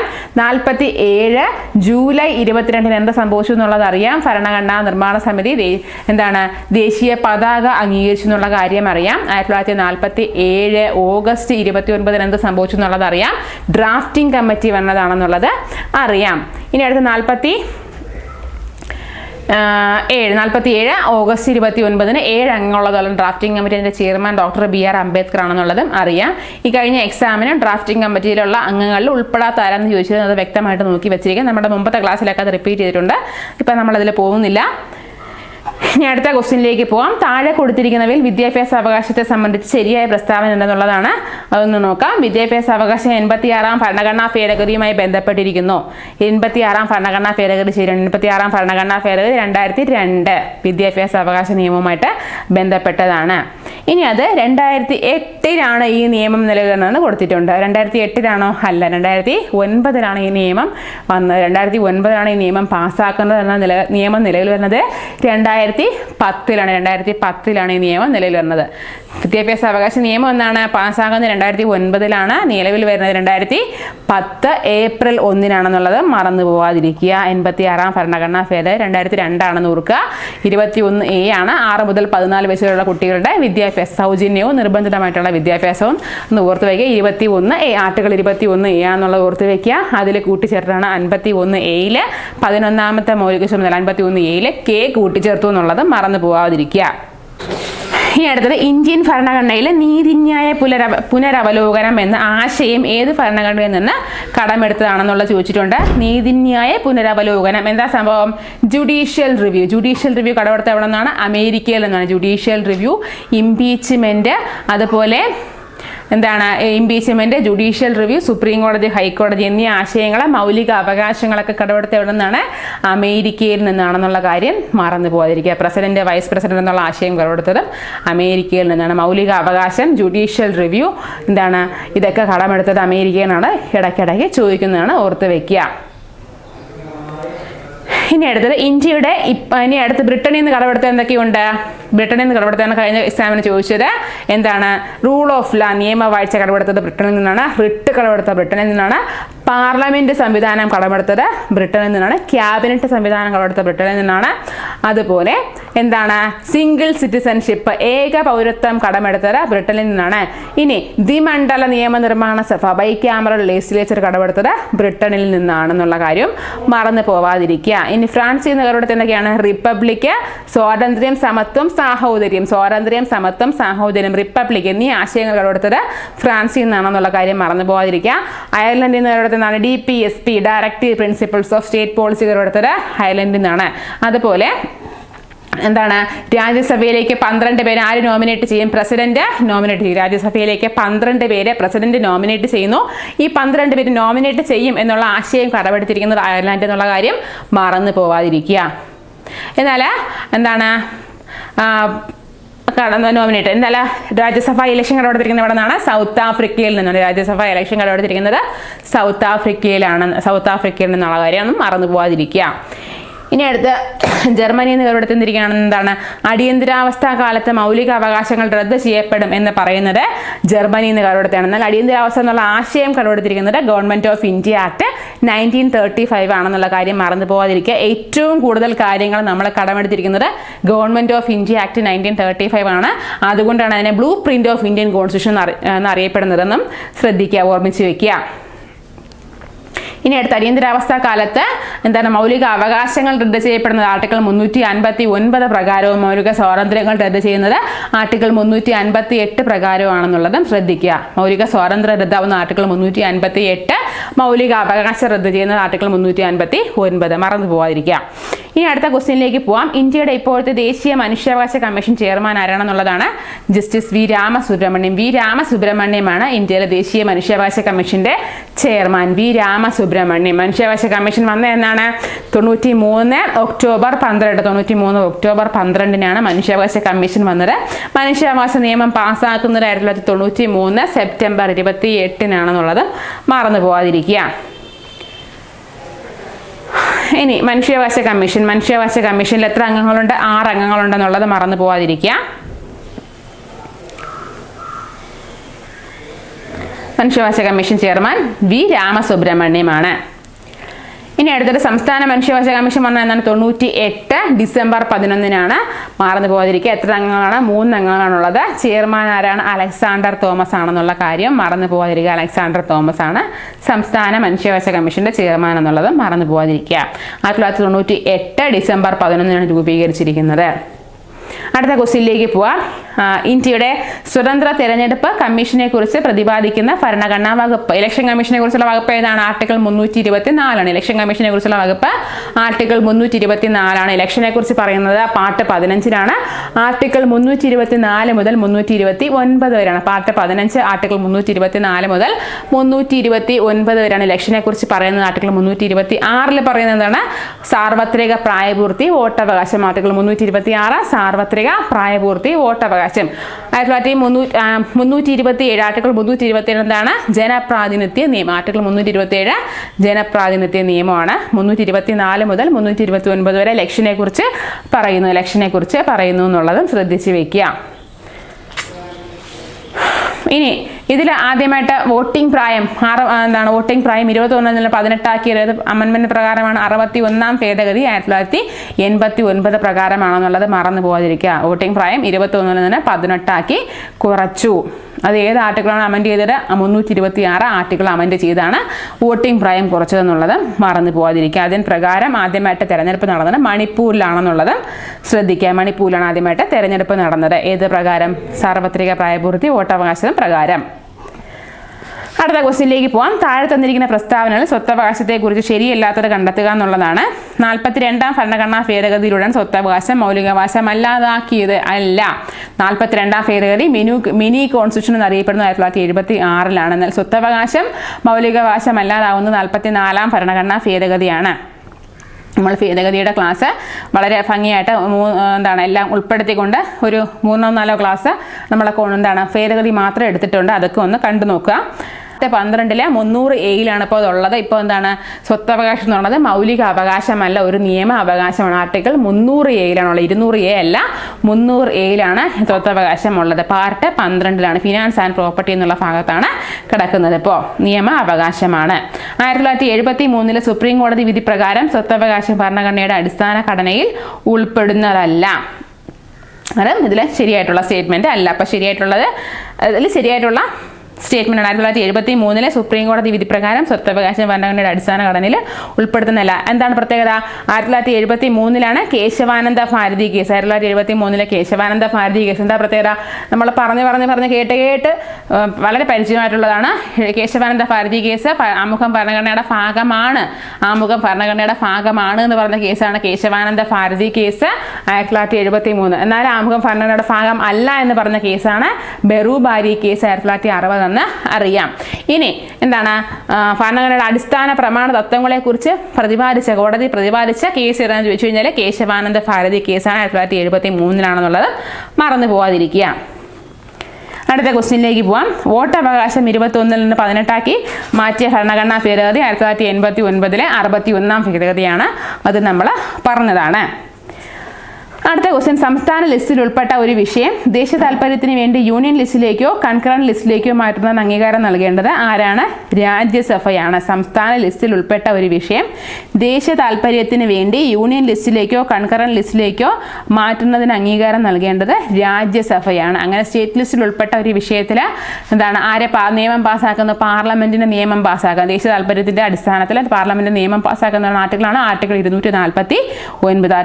ആർട്ടിക്കിൾ 249 പ്രകാരമാണ് സംസ്ഥാന ലിസ്റ്റിൽ ഉൾപ്പെട്ട ഒരു വിഷയത്തിൽ കേന്ദ്രം നിയമം പാസ്സാക്കുന്നത്. ഇനി state list, concurrent list, union list, അങ്ങനെ 3 ലിസ്റ്റാണ് ഉള്ളത്. യൂണിയൻ ലിസ്റ്റിൽ 98 വിഷയങ്ങളാണ് ഉള്ളത്. യൂണിയൻ ലിസ്റ്റിൽ 98 വിഷയങ്ങളാണുള്ളത് നോക്കുക. ഇനി യൂണിയൻ ലിസ്റ്റിലും സ്റ്റേറ്റ് ലിസ്റ്റിലും ഉൾപ്പെടാത്ത വിഷയങ്ങളാണ് കൺകറന്റ് ലിസ്റ്റിൽ വരുന്നത്. കൺകറന്റ് ലിസ്റ്റിൽ ആർക്കൊക്കെ നിയമം പാസ്സാക്കാം? സംസ്ഥാനത്തിനും കേന്ദ്രത്തിനും നിയമം പാസ്സാക്കാം. എന്നാൽ ഒരേ വിഷയത്തിലെ കേന്ദ്രവും സംസ്ഥാനവും നിയമം പാസ്സാക്കി കഴിഞ്ഞാൽ കേന്ദ്ര നിയമം മാത്രം ശ്രദ്ധിക്കുക, കേന്ദ്ര നിയമം മാത്രം നിലനിൽക്കും. PSC 1 mark. കേന്ദ്രവും സംസ്ഥാനവും ഒരു വിഷയത്തിൽ നിയമം പാസ്സാക്കി കഴിഞ്ഞാൽ കേന്ദ്ര നിയമം മാത്രം നിലനിൽക്കും എന്നുള്ളതാണ് PSC 1 മാർക്ക്. പിന്നെ ഈ വിഷയങ്ങളിൽ ഉൾപ്പെട്ട യൂണിയൻ ലിസ്റ്റിലെ സ്റ്റേറ്റ് ലിസ്റ്റിലൊക്കെ ഉൾപ്പെട്ട വിഷയങ്ങൾ, കൺകറന്റ് ലിസ്റ്റിലൊക്കെ ഉൾപ്പെട്ട വിഷയങ്ങളും കൂടെ ഒന്ന് നോക്കി വെക്കുക. അത് നമ്മൾ മിക്കവാറും എല്ലാ ക്വസ്റ്റ്യൻ പേപ്പറും പറയുമ്പോഴത്തേക്ക് ലിസ്റ്റ് വന്നു കഴിഞ്ഞാൽ പറയുന്നതാണ്. ബാങ്കിങ്, ഇൻഷുറൻസ്, പിന്നെ ഡിഫൻസ്, പോസ്റ്റ് ആൻഡ് ടെലഗ്രാഫ്, അങ്ങനെയൊക്കെയുള്ള കാര്യങ്ങൾ എന്തിനാണ് വരുന്നത്? യൂണിയൻ ലിസ്റ്റിലാണ് വരുന്നതെന്ന് ഓർത്ത് വയ്ക്കുക. കൃഷി, പൊതുഭരണം, അതുപോലെ പൊതുജനാരോഗ്യം, ജയില്, ക്രമസമാധാനം, അങ്ങനെയൊക്കെയുള്ള കാര്യങ്ങൾ എന്തിൽ വരുന്നതാണ്? സംസ്ഥാന ലിസ്റ്റിൽ വരുന്നതാണെന്ന് ഓർത്ത് വയ്ക്കുക. ഇനി കൺകറന്റ് ലിസ്റ്റിൽ വരുന്നതാണ് കൂടുതലായിട്ടും ചോദിക്കുന്നത്. കൺകറന്റ് ലിസ്റ്റിൽ അടുത്തായിട്ട് ചോദിച്ചിട്ടുള്ളതാണ് അഡൾട്ടറേഷൻ, മായം ചേർക്കൽ, അതുപോലെ ദത്തെടുക്കൽ, പിന്നെ ട്രേഡ് യൂണിയൻസ്, അതൊക്കെ ഈ ഇടയ്ക്കായിട്ട് കൺകറന്റ് ലിസ്റ്റിന്റെ ഭാഗമായിട്ട് ചോദിച്ചിട്ടുള്ളതാണ്. വിദ്യാഭ്യാസം, വനം, വന്യജീവി, 5 കാര്യങ്ങൾ നമുക്കറിയാം. അതിൻ്റെ കൂടെ ട്രേഡ് യൂണിയൻസ്, ദത്തെടുക്കൽ, അതുപോലെ എന്തൊക്കെയാണ്? അഡൾട്രേഷൻ, മായം ചേർക്കൽ, അതുപോലെ മാരേജ് ആൻഡ് ഡൈവേഴ്സ്, ഇതൊക്കെ പിന്നെ എക്കണോമിക് പ്ലാനിങ് ഒക്കെ എന്തിൽ വരുന്നതാണ്, കൺകറന്റ് ലിസ്റ്റ് വരുന്നതാണെന്ന് ഓർത്ത് വയ്ക്കുക. ഇതിലൊന്നിലും വരാത്തതാണ് റെസിഡറി പവേഴ്സ്. രജിസ്റ്ററി പവേഴ്സിൽ നിയമം പാസ്സാക്കുന്നത് ആരായിരിക്കും? കേന്ദ്ര പാർലമെന്റ് ആയിരിക്കും. ഏത് ആർട്ടിക്കിൾ പ്രകാരം? ആർട്ടിക്കിൾ 248 പ്രകാരമാണെന്നുള്ളതും ഓർത്ത് വയ്ക്കുക. കടമെടുത്തത് കാനഡയിൽ നിന്നാണെന്ന് ഓർത്ത് വയ്ക്കുക. Union list, state list, residuary powers കടമെടുത്തത് കാനഡയിൽ നിന്നും, എന്നാൽ കൺകറന്റ് ലിസ്റ്റ് കടമെടുത്തത് ഓസ്ട്രേലിയയിൽ നിന്നുമാണെന്നുള്ളത് ശ്രദ്ധിക്കുക. ഇനി അടുത്ത ക്വസ്റ്റ്യൻ, ഇന്ത്യൻ വൈസ് പ്രസിഡന്റിനെ സംബന്ധിച്ച ഏതാനും പ്രസ്താവനകൾ നൽകിയിരിക്കുന്നു. ഇതിൽ ശരിയായിട്ടുള്ളത് കണ്ടെത്തുക എന്നുള്ളതാണ്. വൈസ് പ്രസിഡന്റ് രാജ്യസഭയുടെ എക്സ് ഒഫീഷ്യോ ചെയർമാനാണ്. ശരിയാണ്. രാജ്യസഭയുടെ എക്സ് ഒഫീഷ്യോ ചെയർമാൻ ആരാണ്? വൈസ് പ്രസിഡന്റ് ആണ്. ഇനി അടുത്ത ക്വസ്റ്റ്യൻ, അടുത്ത സ്റ്റേറ്റ്മെന്റ്, വൈസ് പ്രസിഡന്റ് തെരഞ്ഞെടുപ്പിൽ സംസ്ഥാന നിയമസഭാ നിർമ്മാണ സഭകളും പങ്കെടുക്കുന്നു. ശരിയല്ല. വൈസ് പ്രസിഡന്റ് ഇലക്ഷനിൽ ഇലക്ട്രൽ കോളേജാണ് തിരഞ്ഞെടുക്കുന്നത്. ആ ഇലക്ട്രൽ കോളേജിൽ ആരൊക്കെയുണ്ട്? സെലക്ടഡ് മെമ്പേഴ്സ് ഇല്ല, elected members of Lok Sabha, Rajya Sabha and state legislative assembly. Elected members ലോക്സഭയിലെയും രാജ്യസഭയിലെയും സംസ്ഥാന നിയമസഭകളിലെയും തിരഞ്ഞെടുക്കപ്പെട്ട അംഗങ്ങൾ ആണ് പ്രസിഡന്റ് ഇലക്ഷനിൽ വോട്ട് ചെയ്യുന്നത്. എന്നാൽ വൈസ് പ്രസിഡന്റ് ഇലക്ഷനിൽ ലോക്സഭയിലെയും രാജ്യസഭയിലെയും എല്ലാ അംഗങ്ങളും വോട്ട് ചെയ്യുന്നുണ്ട്. എല്ലാ അംഗങ്ങളും അവിടെ സെലക്ടഡ് ആണോ ഇലക്ടഡ് ആണോ എന്ന് നോക്കുന്നില്ല. വൈസ് പ്രസിഡന്റ് ഇലക്ഷനിൽ ലോക്സഭയിലെയും രാജ്യസഭയിലെയും എല്ലാ അംഗങ്ങളാണ് വോട്ട് ചെയ്യുന്നത്. അവിടെ സംസ്ഥാന നിയമസഭയിൽ നിന്നുള്ള അംഗങ്ങൾ വരുന്നില്ല. അപ്പോൾ അതവിടെ തെറ്റാണ്. ഇംപീച്ച്മെന്റ് നടപടിയിലൂടെയാണ് വൈസ് പ്രസിഡന്റിനെ ഔദ്യോഗിക പദവിയിൽ നിന്നും നീക്കം ചെയ്യുന്നത്. അത് ശരിയാണ്. ഇംപീച്ച്മെന്റ് നടപടിയിലൂടെയാണ് പ്രസിഡന്റിനെയും വൈസ് പ്രസിഡന്റിനെയും നീക്കം ചെയ്യുന്നത്.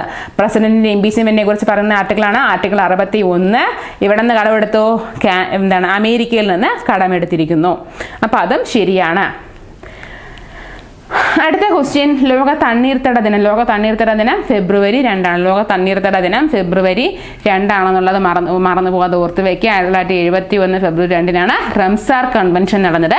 തണ്ണീർത്തടങ്ങളെ സംരക്ഷിക്കാനുള്ള ഒരു കൺവെൻഷൻ ആയിരുന്നു റംസാർ കൺവെൻഷൻ എന്നുള്ള കാര്യം മറന്നു പോകാതിരിക്കുക. ഇനി അടുത്തത്, സംസ്ഥാന ധനകാര്യ കമ്മീഷനെ കുറിച്ച് പ്രതിപാദിക്കുന്ന നിയമങ്ങൾ താഴെ കൊടുത്തിരിക്കുന്നതിൽ കണ്ടെത്തുക. സംസ്ഥാന ധനകാര്യ കമ്മീഷനെ കുറിച്ച് പറഞ്ഞിരിക്കുന്ന കാര്യങ്ങളാണ്. 1994 കേരള പഞ്ചായത്ത് രാജ് നിയമം സെക്ഷൻ 186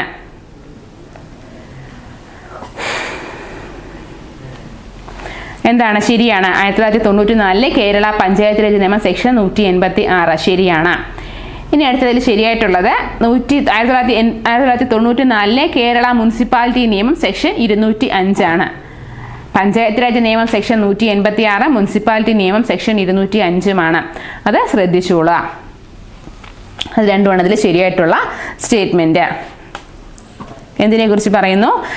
സംസ്ഥാന ധനകാര്യ കമ്മീഷനെ കുറിച്ച് പറയുന്നു. Kerala panchayat raj act 1994 panchayat raj act section 186, municipality act section 205 സംസ്ഥാന ധനകാര്യ കമ്മീഷനെ കുറിച്ച് പറഞ്ഞിരിക്കുന്നത്. ശ്രദ്ധിക്കുക. ഇനി അടുത്തത്, കേരള ദുരന്ത നിവാരണ അതോറിറ്റി രൂപം കൊണ്ട വർഷം. കേരള ദുരന്ത നിവാരണ അതോറിറ്റി 2007 മെയ് 4-നാണ് രൂപം കൊണ്ടത്. കേരള ദുരന്ത നിവാരണ അതോറിറ്റി 2007 മെയ് 4-നാണ്. ഇനി ദുരന്ത നിവാരണ അതോറിറ്റിയുടെ ചെയർമാൻ എപ്പോഴും സംസ്ഥാന ദുരന്ത നിവാരണ അതോറിറ്റിയുടെ ചെയർമാൻ എപ്പോഴും ആരായിരിക്കും? മുഖ്യമന്ത്രി ആയിരിക്കും എന്നുള്ളത് ഓർത്ത് വയ്ക്കുക. കേന്ദ്ര ദുരന്ത നിവാരണ അതോറിറ്റിയുടെ ചെയർമാൻ എപ്പോഴും പ്രധാനമന്ത്രി ആയിരിക്കും എന്നുള്ളത് ഓർത്ത് വയ്ക്കുക. ഈ ദുരന്ത നിവാരണം എന്നുള്ള എന്തിന് കീഴിൽ വരുന്നതാണ്? ആഭ്യന്തര മന്ത്രാലയത്തിന് കീഴിൽ വരുന്നതാണെന്നുള്ളതും ഓർത്ത് വയ്ക്കുക. സംസ്ഥാന ദുരന്ത നിവാരണ അതോറിറ്റിയുടെ ചെയർമാൻ എപ്പോഴും മുഖ്യമന്ത്രി ആയിരിക്കും, വൈസ് ചെയർമാൻ എപ്പോഴും റവന്യൂ മന്ത്രി ആയിരിക്കും എന്നുള്ളത് മറന്നു പോകാതെ ശ്രദ്ധിക്കണം. ഇനി കേരളത്തിലെ ദുരന്ത മുന്നറിയിപ്പ് സംവിധാനമാണ് കവചം. അതും ഓർത്ത് വയ്ക്കുക. കേരളത്തിലെ ദുരന്ത മുന്നറിയിപ്പ് സംവിധാനമാണ് കവചം എന്നുള്ളത് ഓർത്ത് വയ്ക്കുക. ഇനി അടുത്ത ക്വസ്റ്റ്യൻ, കേരള പഞ്ചായത്ത് രാജ് ആക്ട് നിലവിൽ വന്നത് ഏത് വർഷമാണ്? കേരള പഞ്ചായത്ത് രാജ് ആക്ട് 94 ഏപ്രിൽ 23-നാണ്. 94 ഏപ്രിൽ 23-നാണ് കേരള പഞ്ചായത്ത് രാജ് നിയമം. എന്നാൽ കേന്ദ്ര പഞ്ചായത്ത് രാജ് നിയമം വന്നതാണ് 93 ഏപ്രിൽ 24-നാണ്. 93 ഏപ്രിൽ 24-നാണ് കേന്ദ്ര പഞ്ചായത്ത് രാജ് നിയമം, ദേശീയ പഞ്ചായത്ത് രാജ് നിയമം. അതുകൊണ്ട് ഏപ്രിൽ 24 ദേശീയ പഞ്ചായത്ത് രാജ് ദിനമാണ്. എന്നാൽ സംസ്ഥാന പഞ്ചായത്ത് രാജ് നിയമം വരുന്നത്, കേരള പഞ്ചായത്ത് രാജ് നിയമം വരുന്നത് 94 ഏപ്രിൽ 23-നാണ്. എന്നാൽ കേരള പഞ്ചായത്ത് രാജ് ദിനം എന്നാണ് ഫെബ്രുവരി 19-ആണ്. ഫെബ്രുവരി 19-ആണ് സംസ്ഥാന പഞ്ചായത്ത് രാജ് ദിനം. സംസ്ഥാന പഞ്ചായത്ത് രാജ് ദിനം ഫെബ്രുവരി 19 അതാണ്. എന്താണ് ബൽവന്ത് റായ് മേത്തയുടെ ജന്മദിനമാണെന്നുള്ളതും ഓർത്തു വയ്ക്കുക. എന്താണ് അവിടെ ഏപ്രിൽ 24 ദേശീയ പഞ്ചായത്ത് രാജ് നിയമം, അതുപോലെ എന്താണ് ഇവിടെ സംസ്ഥാനത്ത് ഏപ്രിൽ 23 ഓർക്കരുത്, എന്താണ് ഫെബ്രുവരി 19 പ്രത്യേകം ശ്രദ്ധിക്കണം. ഇനി അടുത്ത GK ഭാഗത്ത് നിന്ന് ചോദിച്ചിട്ടുള്ള മറ്റ് ക്വസ്റ്റ്യനാണ് എന്താണ് ഗോതമ്പിൻ്റെ ശാസ്ത്രീയ നാമം ചോദിച്ചിട്ടുണ്ട്. എന്താണ് ഗോതമ്പിൻ്റെ ശാസ്ത്രീയ നാമം എന്ന് പറയുന്നത്? ഗോതമ്പിൻ്റെ ശാസ്ത്രീയ നാമമാണ് ട്രിറ്റിക്കം ഈസ്റ്റിവം. ട്രിറ്റിക്കം ഈസ്റ്റിവം എന്നുള്ളത് ഗോതമ്പിൻ്റെ ശാസ്ത്രീയ നാമമാണെന്നുള്ളത് ഓർത്ത് വയ്ക്കുക. പിന്നെ അതുപോലെ എപ്പോഴും ചോദിക്കുന്ന എന്താണ് ഗ്രീൻ റവല്യൂഷനെ കുറിച്ചുള്ള ക്വസ്റ്റ്യൻസ് ചോദിച്ചിട്ടുണ്ട്. ഹരിത വിപ്ലവവുമായി ബന്ധപ്പെട്ട ശരിയല്ലാത്തതായിരുന്നു ചോദിച്ചിട്ടുണ്ട്. അത്യുൽപാദന ശേഷിയുള്ള വിത്തിനങ്ങൾ ഉപയോഗിച്ചു എന്നുള്ളത് ശരിയാണ്. 1980 കാലഘട്ടത്തിൽ ആരംഭിച്ചു. 1980 കാലഘട്ടത്തിലല്ല ഇത് ആരംഭിച്ചത്, 3ാം പഞ്ചവത്സര പദ്ധതി കാലത്താണ് തുടങ്ങിയത്. പ്ലാൻ ഹോളിഡേ സമയത്താണത് കൂടുതലായിട്ടും വന്നത്. അപ്പോൾ 80-ൽ തുടങ്ങി, സെക്കൻഡ് ഫേസ് ആണെങ്കിൽ ആ സമയത്താണെന്ന് പറയാം. പക്ഷേ ആരംഭിച്ചത് 1980-ലല്ല. അത് ശരിയല്ലാത്ത പ്രസ്താവനയാണ്. ഡോക്ടർ MS സ്വാമിനാഥനാണ് അതിനെ നയിച്ചത്. ശരിയാണ്. ഇന്ത്യൻ ഗ്രീൻ റവല്യൂഷൻ്റെ പിതാവ് എന്നറിയപ്പെടുന്നത് MS സ്വാമിനാഥനാണ്. രാസവളം കീടനാശിനി ഉപയോഗം വർദ്ധിച്ചു എന്നുള്ളത് ശരിയാണ്. അതുകൊണ്ട് എന്താണ് മണ്ണിൻ്റെ സ്വാഭാവിക ഫലപുഷ്ടത നഷ്ടപ്പെട്ടു എന്നുള്ളതും ശരിയാണ്. എന്താണ് പ്രാദേശിക അസമത്വം വർദ്ധിച്ചു എന്നുള്ളത് ശരിയാണ്. ചെറുകിട കർഷകരും വൻകിട കർഷകരും തമ്മിലുള്ള അന്തരം വർദ്ധിച്ചു എന്നുള്ളതും ശരിയാണ്. അപ്പം നമ്മൾ ഹരിത വിപ്ലവമൊക്കെ മുന്നത്തെ ക്ലാസ്സുകളിലൊക്കെ നല്ല രീതിയിൽ പറഞ്ഞിട്ടുള്ളതാണ്. അപ്പോൾ അതൊക്കെ ഒന്ന് ശ്രദ്ധിക്കുക. ഇനി അടുത്തത് ഏഷ്യൻ ഗെയിംസുമായിട്ട് ബന്ധപ്പെട്ടൊരു ചോദ്യം ചോദിച്ചിട്ടുണ്ട്. ഏഷ്യൻ ഗെയിംസ് 2023 താഴെ കൊടുത്തിരിക്കുന്ന ശരിയല്ലാത്തത് എന്നുള്ളതാണ്. ഇന്ത്യ 28 സ്വർണം നേടി എന്നുള്ളത് ശരിയാണ്. ഇന്ത്യയുടെ സ്ഥാനം 3-ാമതാണെന്നാണ് കൊടുത്തിരിക്കുന്നത്. ഇന്ത്യയുടെ സ്ഥാനം 3-ാമതല്ല 4-ാമതാണെന്നുള്ളത് ശ്രദ്ധിക്കുക. ചൈനയിലെ ഹാങ്ഷുവിൽ നടന്നു എന്നുള്ളത് ശരിയാണ്. അടുത്ത ജപ്പാനിൽ നടക്കും എന്നുള്ളതും ശരിയാണ്. അമൃത് കാലം എന്ന ആശയവുമായി ബന്ധമല്ലാത്തത് എന്താണ്? അമൃത് കാലം എന്ന ആശയമായിട്ട് ബന്ധമില്ലാത്തതാണ് ചോദിക്കുന്നത്. ഇന്ത്യ അറ്റ് 100 എന്നുള്ളത് ബന്ധമുള്ളതാണ്. 25 വർഷത്തെ കാലഘട്ടം ശരിയാണ്. സപ്തർഷി എന്നറിയപ്പെടുന്നത് അതും എന്താണ് ശരിയായിട്ടുള്ളതാണ്. 2022-23 യൂണിയൻ ബഡ്ജറ്റ് അത് ശരിയായിട്ടുള്ളതല്ല. അപ്പോൾ അത് അങ്ങനെയൊക്കെയുള്ള ക്വസ്റ്റ്യൻസാണ് ചോദിച്ചിട്ടുള്ളത്. അപ്പം GK-യിൽ ചോദിച്ചിട്ടുള്ള ഏകദേശം ക്വസ്റ്റ്യൻസ് പറഞ്ഞിട്ടുണ്ട്. RBIയുടെ നാഷണലൈസേഷൻ്റെ ക്വസ്റ്റ്യനൊക്കെ പറഞ്ഞിട്ടുണ്ട്. RBI നമ്മൾ സ്ഥിരം പറയുന്നതാണ്, ഒരുപാട് പ്രാവശ്യം റിവൈസ് ചെയ്തിട്ടുള്ളതൊക്കെയാണ്. അപ്പോൾ നോക്കുക, നമ്മളിനി ഇതിൽ സ്പെഷ്യൽ ടോപ്പിക്കിൻ്റെ കാര്യം പറഞ്ഞിട്ടില്ല, മാത്സും സയൻസും ഇതിൽ നിന്ന് പറഞ്ഞിട്ടില്ല. അപ്പോൾ നമ്മൾ ഒരു വീഡിയോയിൽ ഉൾക്കൊള്ളിക്കാൻ പറ്റുന്ന മാക്സിമം കാര്യങ്ങൾ ഉൾക്കൊള്ളിച്ചിട്ടുണ്ട്. എല്ലാം കൂടി ഉൾക്കൊള്ളിക്കാൻ നമുക്ക് പറ്റുന്നില്ല. എന്തായാലും മറ്റൊരു വീഡിയോയിൽ ഉൾപ്പെടുത്താൻ പറ്റുകയാണെങ്കിൽ നമ്മൾ ഉൾപ്പെടുത്തണം. അപ്പം അടുത്ത പോലീസിൻ്റെ എക്സാം കാണാനായിട്ട് എല്ലാവരും ഇത് ഒന്ന് റിവൈസ് ചെയ്ത് കാര്യങ്ങളൊക്കെ നോക്കി വ്യക്തമായിട്ട് നല്ല രീതിയിൽ പോലീസിൻ്റെ എക്സാം എഴുതുക. എല്ലാവർക്കും ഓൾ ദി ബെസ്റ്റ്. താങ്ക്സ്.